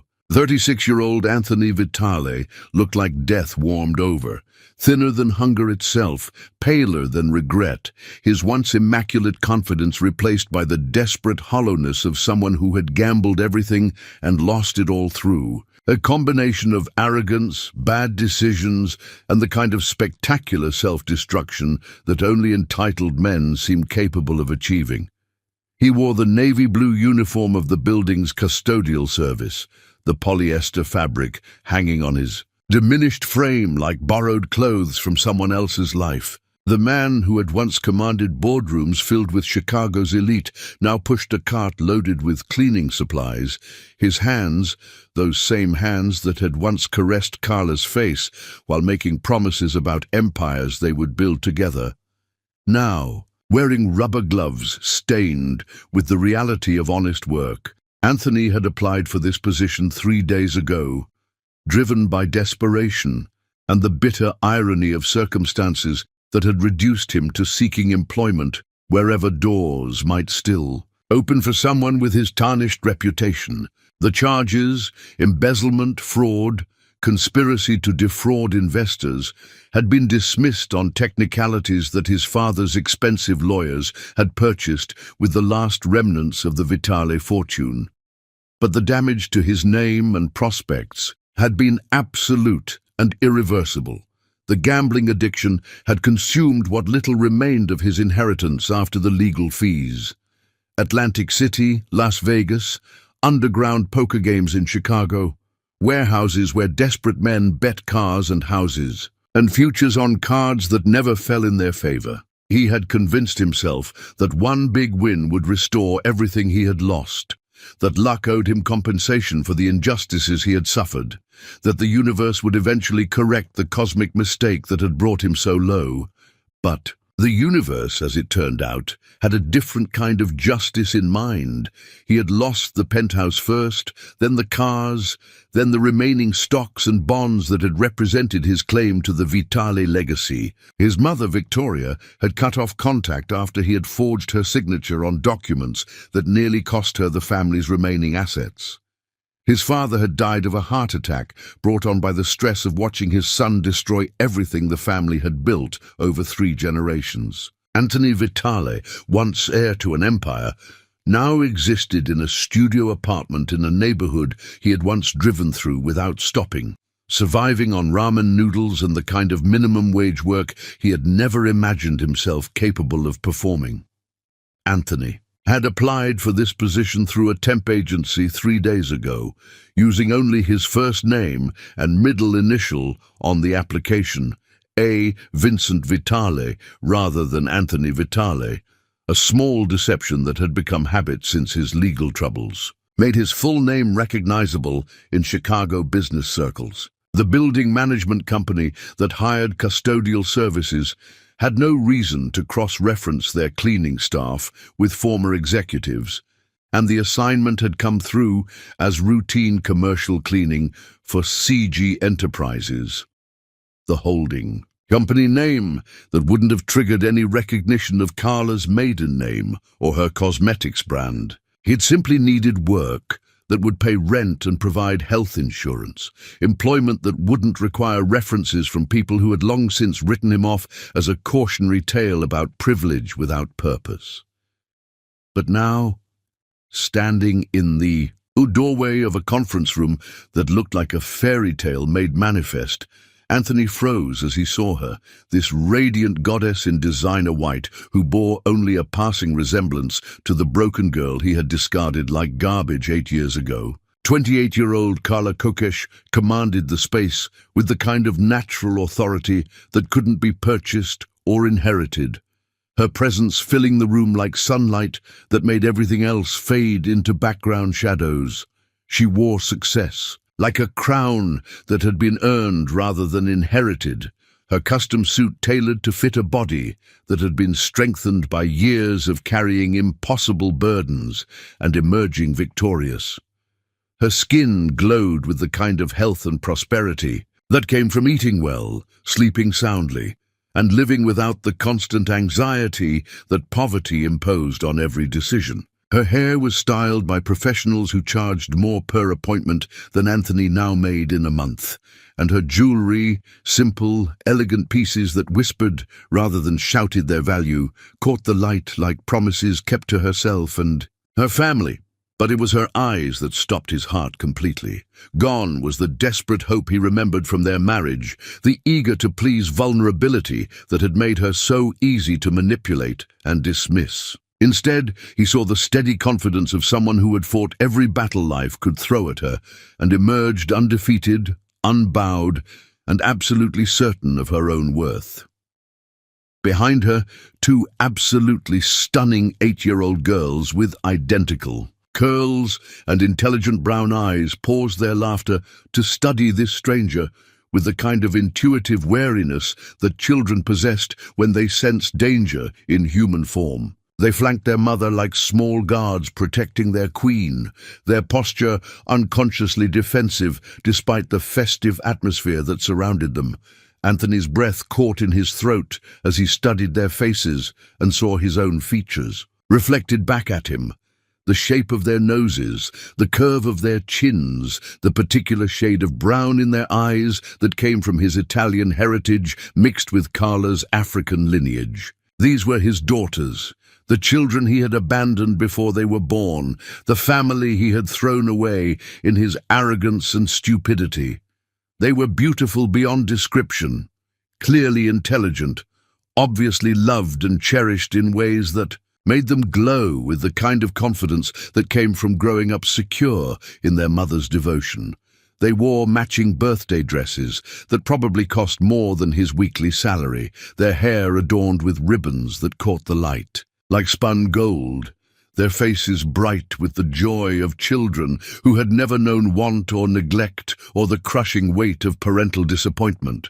Carla, he breathed, her name escaping his lips like a prayer from a man who had forgotten how to believe in God, like a confession torn from the depths of a soul that had been hollowed out by years of self-inflicted damage and consequences that had arrived with interest, compounded by his own stubbornness.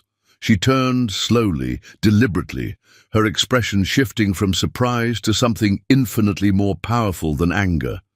The absolute serenity of someone who had transcended the need for validation from the person who had once tried to destroy her soul. When their eyes met across the conference room that had been transformed into a birthday paradise, the silence that fell was not awkward or tense, but profound in its completeness. This was the moment 8 years in the making, the confrontation between the woman who had risen from ashes and the man who had burned himself to the ground, the meeting of destinies that had diverged so completely that they might as well have existed in parallel universes until this moment brought them back into the same space and time. The employees and children in the room seemed to sense the shift in energy, conversations falling away like leaves in autumn wind as everyone turned to watch this unexpected drama unfold. But for Carla and Anthony, the room had emptied of everyone, except the 3 people who mattered most, a mother, her daughters, and the ghost of a marriage that had died so thoroughly that its resurrection seemed impossible. "Hello, Anthony," Carla said finally, her voice carrying the kind of calm control that came from knowing exactly who she was and what she was worth. "I see you found your way back to where you belong." The words hung in the air between them like a verdict delivered by a judge who had considered all the evidence and found the defendant guilty of every charge that mattered. Anthony looked down at his custodial uniform, then back at the empire that surrounded him, understanding with devastating clarity that he was witnessing the complete reversal of everything he had once believed about power, worth, and destiny. He had fallen from grace while she had risen to glory, and the distance between them now was measured not in feet or years, but in the fundamental difference between someone who had earned their success and someone who had inherited it only to squander it through pride and stupidity. "I need to finish my work," he said finally, his voice barely audible over the weight of everything he couldn't say, everything he had lost, everything he could never repair or restore or reclaim. As he backed out of the conference room like a servant retreating from royalty, Anthony understood that he wasn't just witnessing Carla's triumph, he was confronting the evidence of his own moral bankruptcy. The proof that she had always been worth more than he had ever been capable of recognizing. Chapter 9. The King kneels before the Queen. When pride falls and truth rises, Anthony's entire universe imploded as he stood outside the conference room, his cleaning cart forgotten like debris from a shipwreck, while the full magnitude of his catastrophic stupidity crashed over him in waves that threatened to drown him in the depths of his own regret. The empire surrounding him, the success radiating from every corner of this building like warmth from a fire he had extinguished with his own hands, the respect evident in every employee's posture as they spoke about their CEO with genuine affection, the love flowing between Carla and the daughters he had abandoned before they were born, belonged to the woman he had once called worthless, and his knees buckled under the crushing weight of understanding what he had thrown away. He stumbled to a supply closet on the floor below, closing the door behind him before collapsing against shelves stocked with cleaning chemicals that couldn't scrub away the stains on his soul. In the darkness that smelled of industrial disinfectant and his own desperation, 34-year-old Anthony Vitale wept like a child who had broken something precious and irreplaceable, his body shaking with sobs that contained 8 years of accumulated grief for the life he could have lived if he hadn't been too proud and too blind to see the treasure standing right in front of him. The tears came in biblical proportions. For the marriage he had destroyed through arrogance, for the children whose first steps he had missed and whose first words he had never heard, for the woman who had loved him enough to believe in his lies about partnership and equality. But most of all, he cried for the man he had been at 26, so confident in his inherited superiority that he had convinced himself that Carla's intelligence was cute rather than exceptional, her potential amusing rather than extraordinary, her love dispensable rather than the most precious gift he would ever receive. "I was wrong," he gasped to the empty closet, the words torn from his throat like a confession before the altar of his own damnation. "I was blind and arrogant and cruel beyond measure. I didn't see her worth, her brilliance, her absolutely extraordinary strength. I threw away the most precious thing in my life because I was too proud and too stupid to recognize the treasure standing right in front of me." The memories assaulted him with surgical precision. Every dismissive comment he had made about her, business plans, every time he had introduced her as his beautiful wife rather than his partner, every charity gala where he had paraded her like a trophy that demonstrated his progressive values while systematically destroying her dreams behind closed doors. He remembered the look in her eyes during their final confrontation, the way her love had died in real time as she realized that the man she had married was nothing more than an elaborate illusion constructed to manipulate her into a life of beautiful servitude. When his tears were finally exhausted, Anthony forced himself to return to work, pushing his cleaning cart through hallways that felt like museum corridors, displaying the artifacts of his own failure. Every framed magazine article featuring Carla's success was a dagger to his chest. Every employee who spoke about their CEO with genuine admiration was a reminder of the loyalty he had never earned and never deserved. Every photograph of Carla's glow products was evidence of the empire she had built from the dreams he had dismissed as naive fantasies. He cleaned offices where venture capitalists had fought for the privilege of investing in her vision. He emptied trash cans that contained the remnants of strategy sessions worth more than his annual salary. He mopped floors where she had walked in designer shoes that cost more than his monthly rent, commanding respect that had been earned through intelligence, determination, and the kind of authentic leadership he had never possessed despite inheriting every advantage.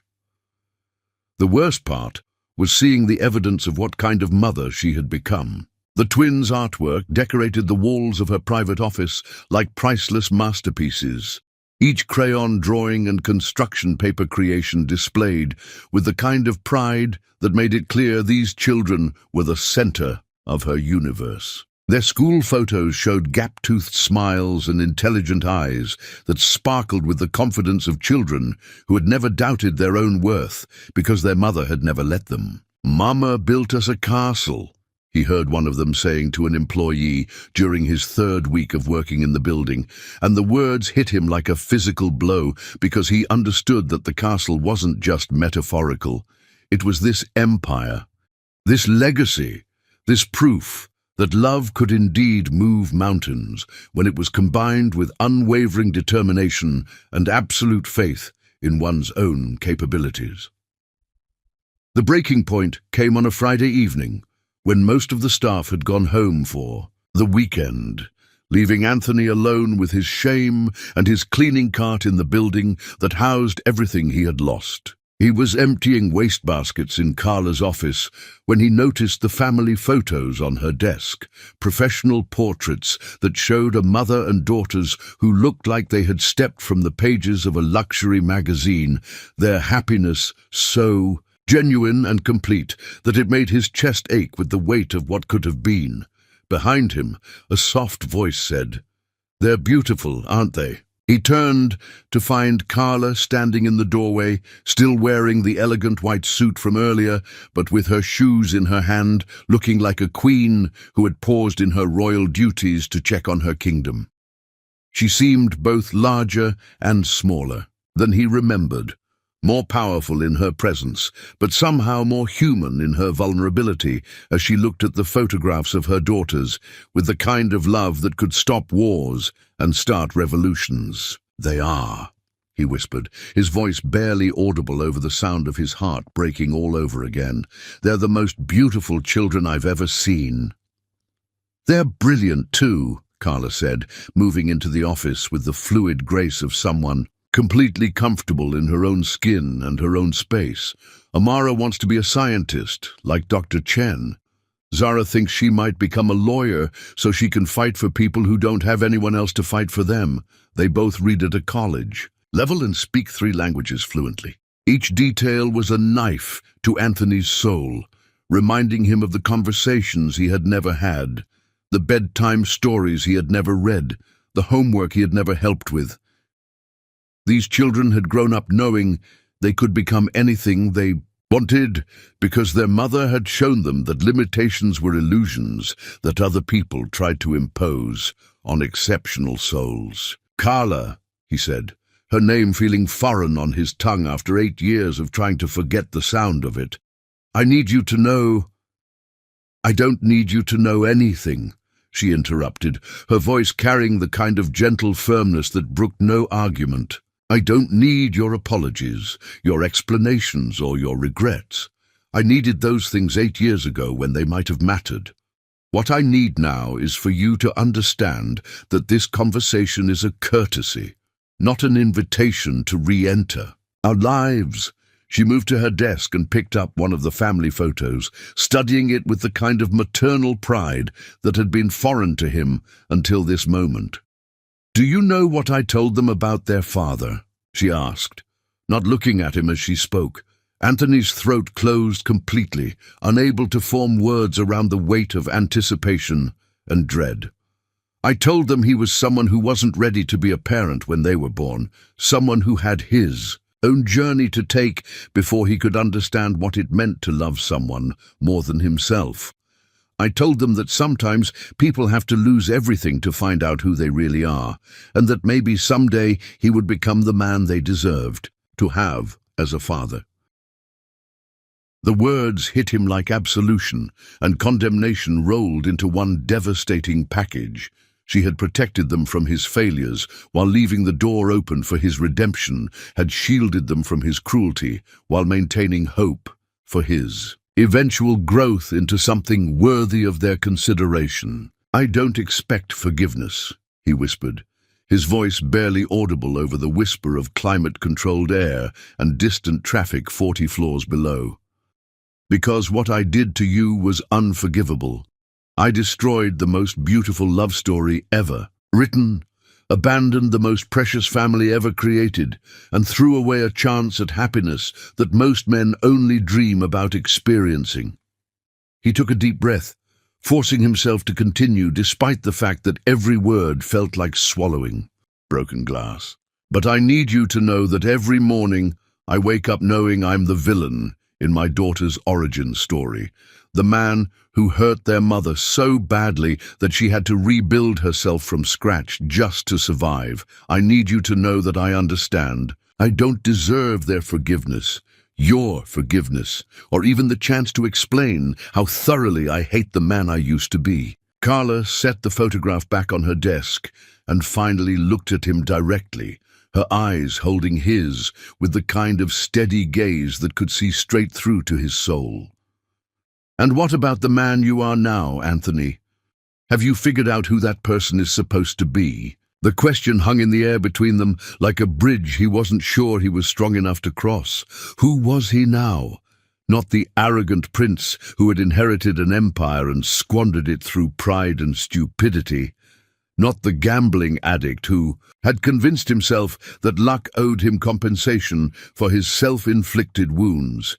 Not the broken man who had applied for a custodial job without knowing he would be cleaning the offices of the woman whose heart he had shattered. "I'm someone who finally understands that worth has to be earned," he said slowly, each word carefully chosen and absolutely true.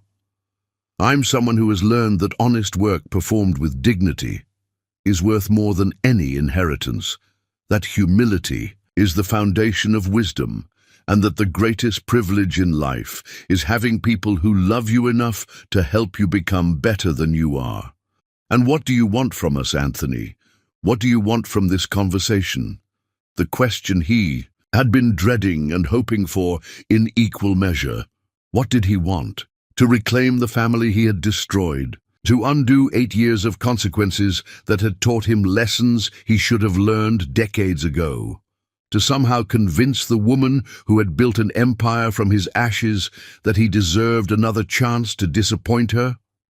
"I want to earn the right to be their father," he said, the words coming from a place so deep inside him that he hadn't known it existed until this moment.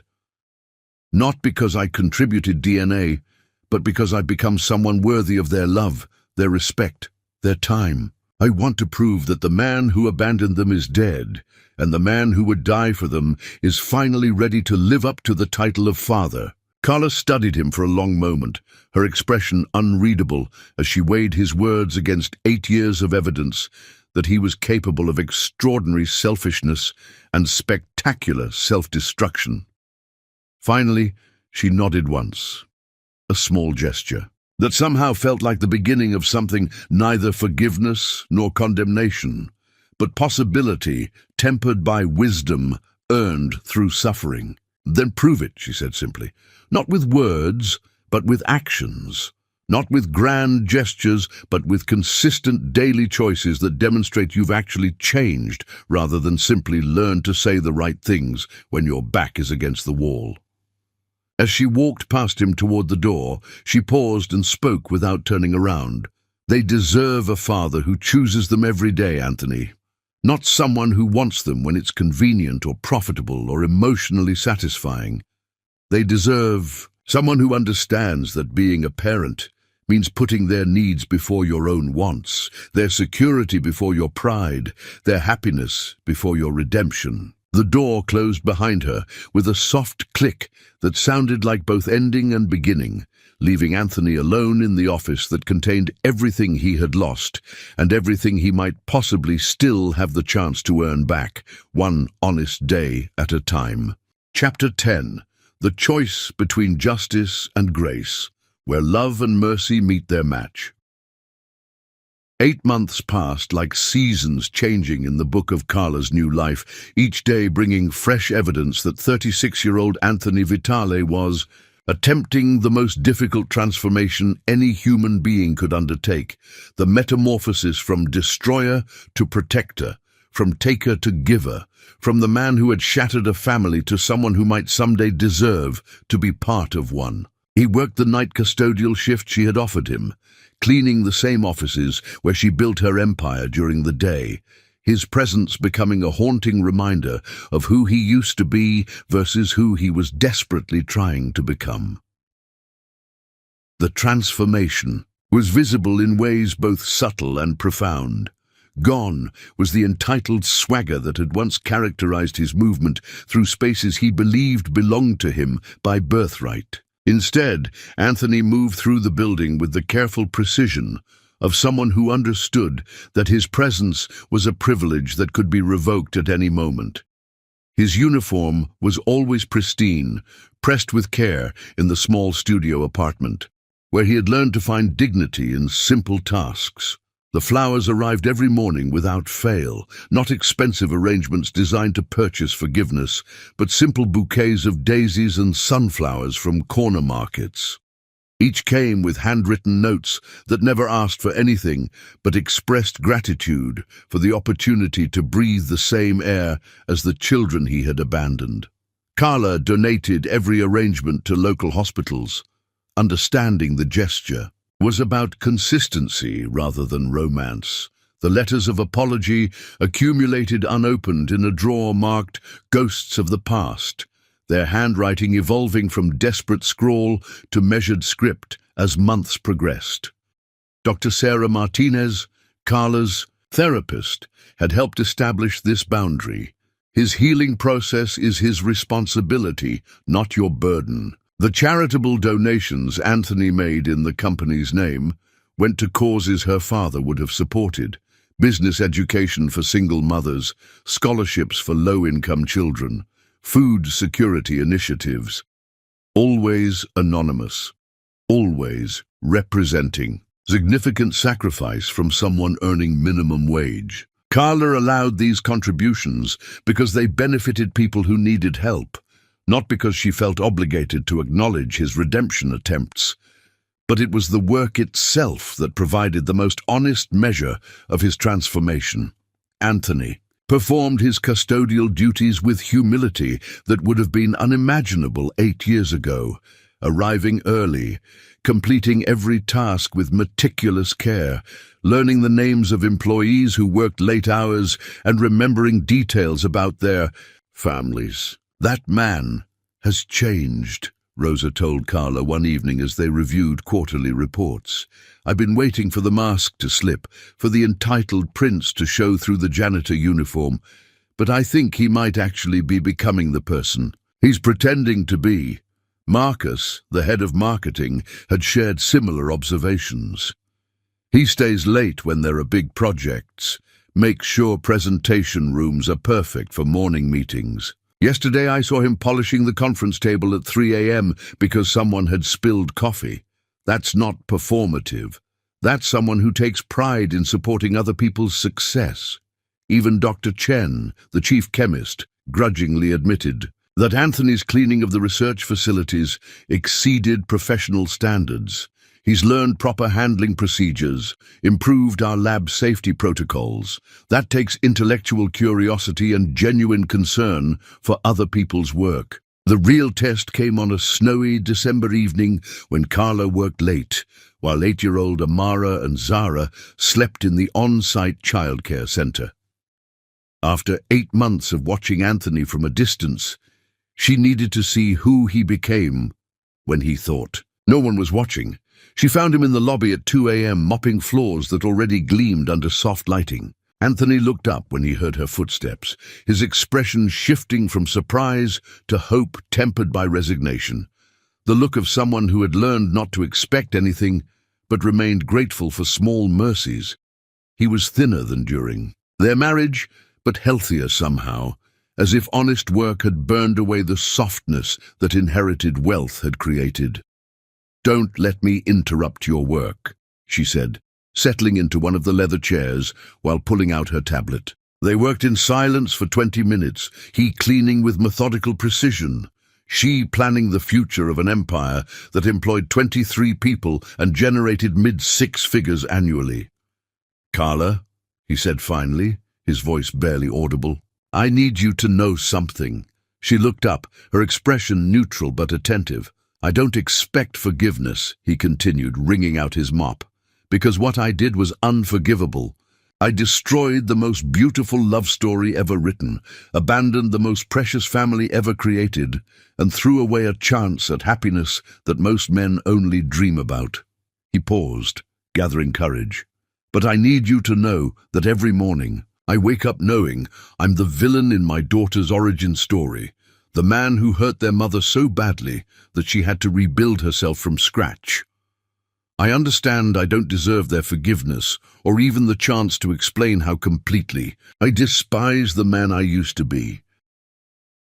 As he spoke, Carla saw their reflection in the panoramic windows, the triumphant 28-year-old queen who had risen from ashes, and the fallen 36-year-old king who had burned himself to the ground through arrogance and pride.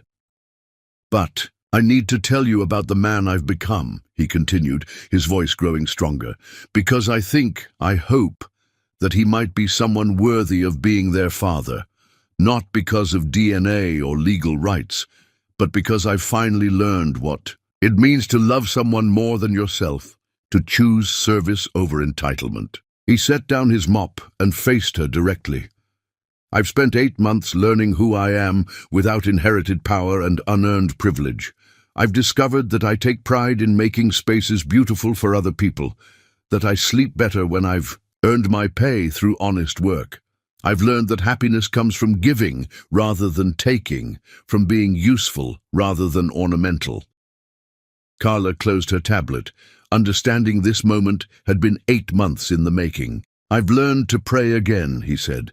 Not for forgiveness, but for the wisdom to become the father they deserve, the strength to choose their happiness over my own desires, and the grace to accept whatever role you decide I'm worthy of playing. In their lives, the silence that followed felt pregnant with possibility and consequence. Carla studied this man who had been broken down to his essential elements and rebuilt from components that included humility, service, and hard-earned wisdom. The girls ask about you sometimes, she said finally. They've seen you around the building. They're curious about the man who works so hard to keep their mama's company clean and beautiful. Anthony's breath caught, understanding this was either the beginning of hope or a final goodbye. What do you tell them? He asked.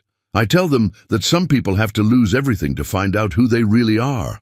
I tell them that becoming a parent isn't about biology. It's about choosing someone else's well-being over your own convenience. Every single day for the rest of your life. She stood and walked to the windows. I tell them that their father is someone who wasn't ready to love them when they were born, but who might be learning how to love them now. I tell them that love is a choice that has to be made over and over again, especially when it requires becoming better than you've ever been before. She turned back to face him, and in her eyes he saw not the desperate girl he had manipulated, but the queen she had become, powerful enough to grant mercy, wise enough to demand proof, strong enough to protect her children while remaining open to the possibility that people could change. Do you know what the hardest part of being a parent is, Anthony? He shook his head. The hardest part is accepting that your children's happiness matters more than your own redemption, that their security is more important than your forgiveness, that their future is more valuable than your past. Are you prepared to love them? That much. Are you ready to choose them over yourself, even if it means earning their trust one day at a time for the rest of your life? Yes, he said, the word emerging from depths of his soul.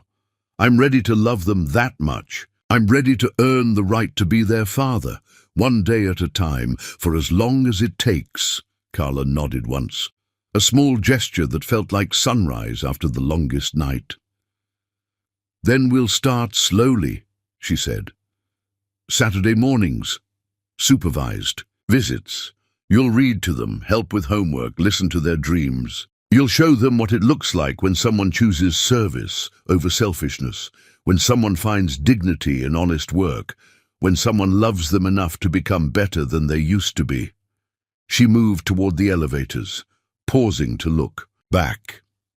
But understand this, they already have everything they need to become extraordinary women. You're not joining their story to save them. You're asking for the privilege of watching them save themselves while supporting their dreams in whatever way they'll allow. As the elevator doors closed, Anthony was left alone in the lobby, understanding that he had been given something more precious than forgiveness, the chance to earn the right to love his daughters, to prove that redemption was possible for those willing to do the work transformation required. The choice between justice and grace had been made, not in favor of one over the other, but in recognition that love was both the strictest judge and the most merciful redeemer. Carla Kokesh had become exactly what her father always knew she could be, a woman powerful enough to grant second chances, wise enough to protect her children, and generous enough to believe that even the most spectacular failures could be transformed into stories of hope for anyone brave enough to do the work that redemption required, one honest day at a time. The ultimate question for our hearts and souls. Should 28-year-old Carla open her heart to the possibility of redemption and allow 36-year-old Anthony to slowly, painfully earn his way back into their 8-year-old daughter's lives? Or should she protect the sanctuary she's built from the man who once burned it to the ground? Can love truly conquer the deepest betrayals, or are some wounds too sacred to forgive? Is redemption possible for someone who chose cruelty over kindness when it mattered most, or do some sins stain the soul permanently?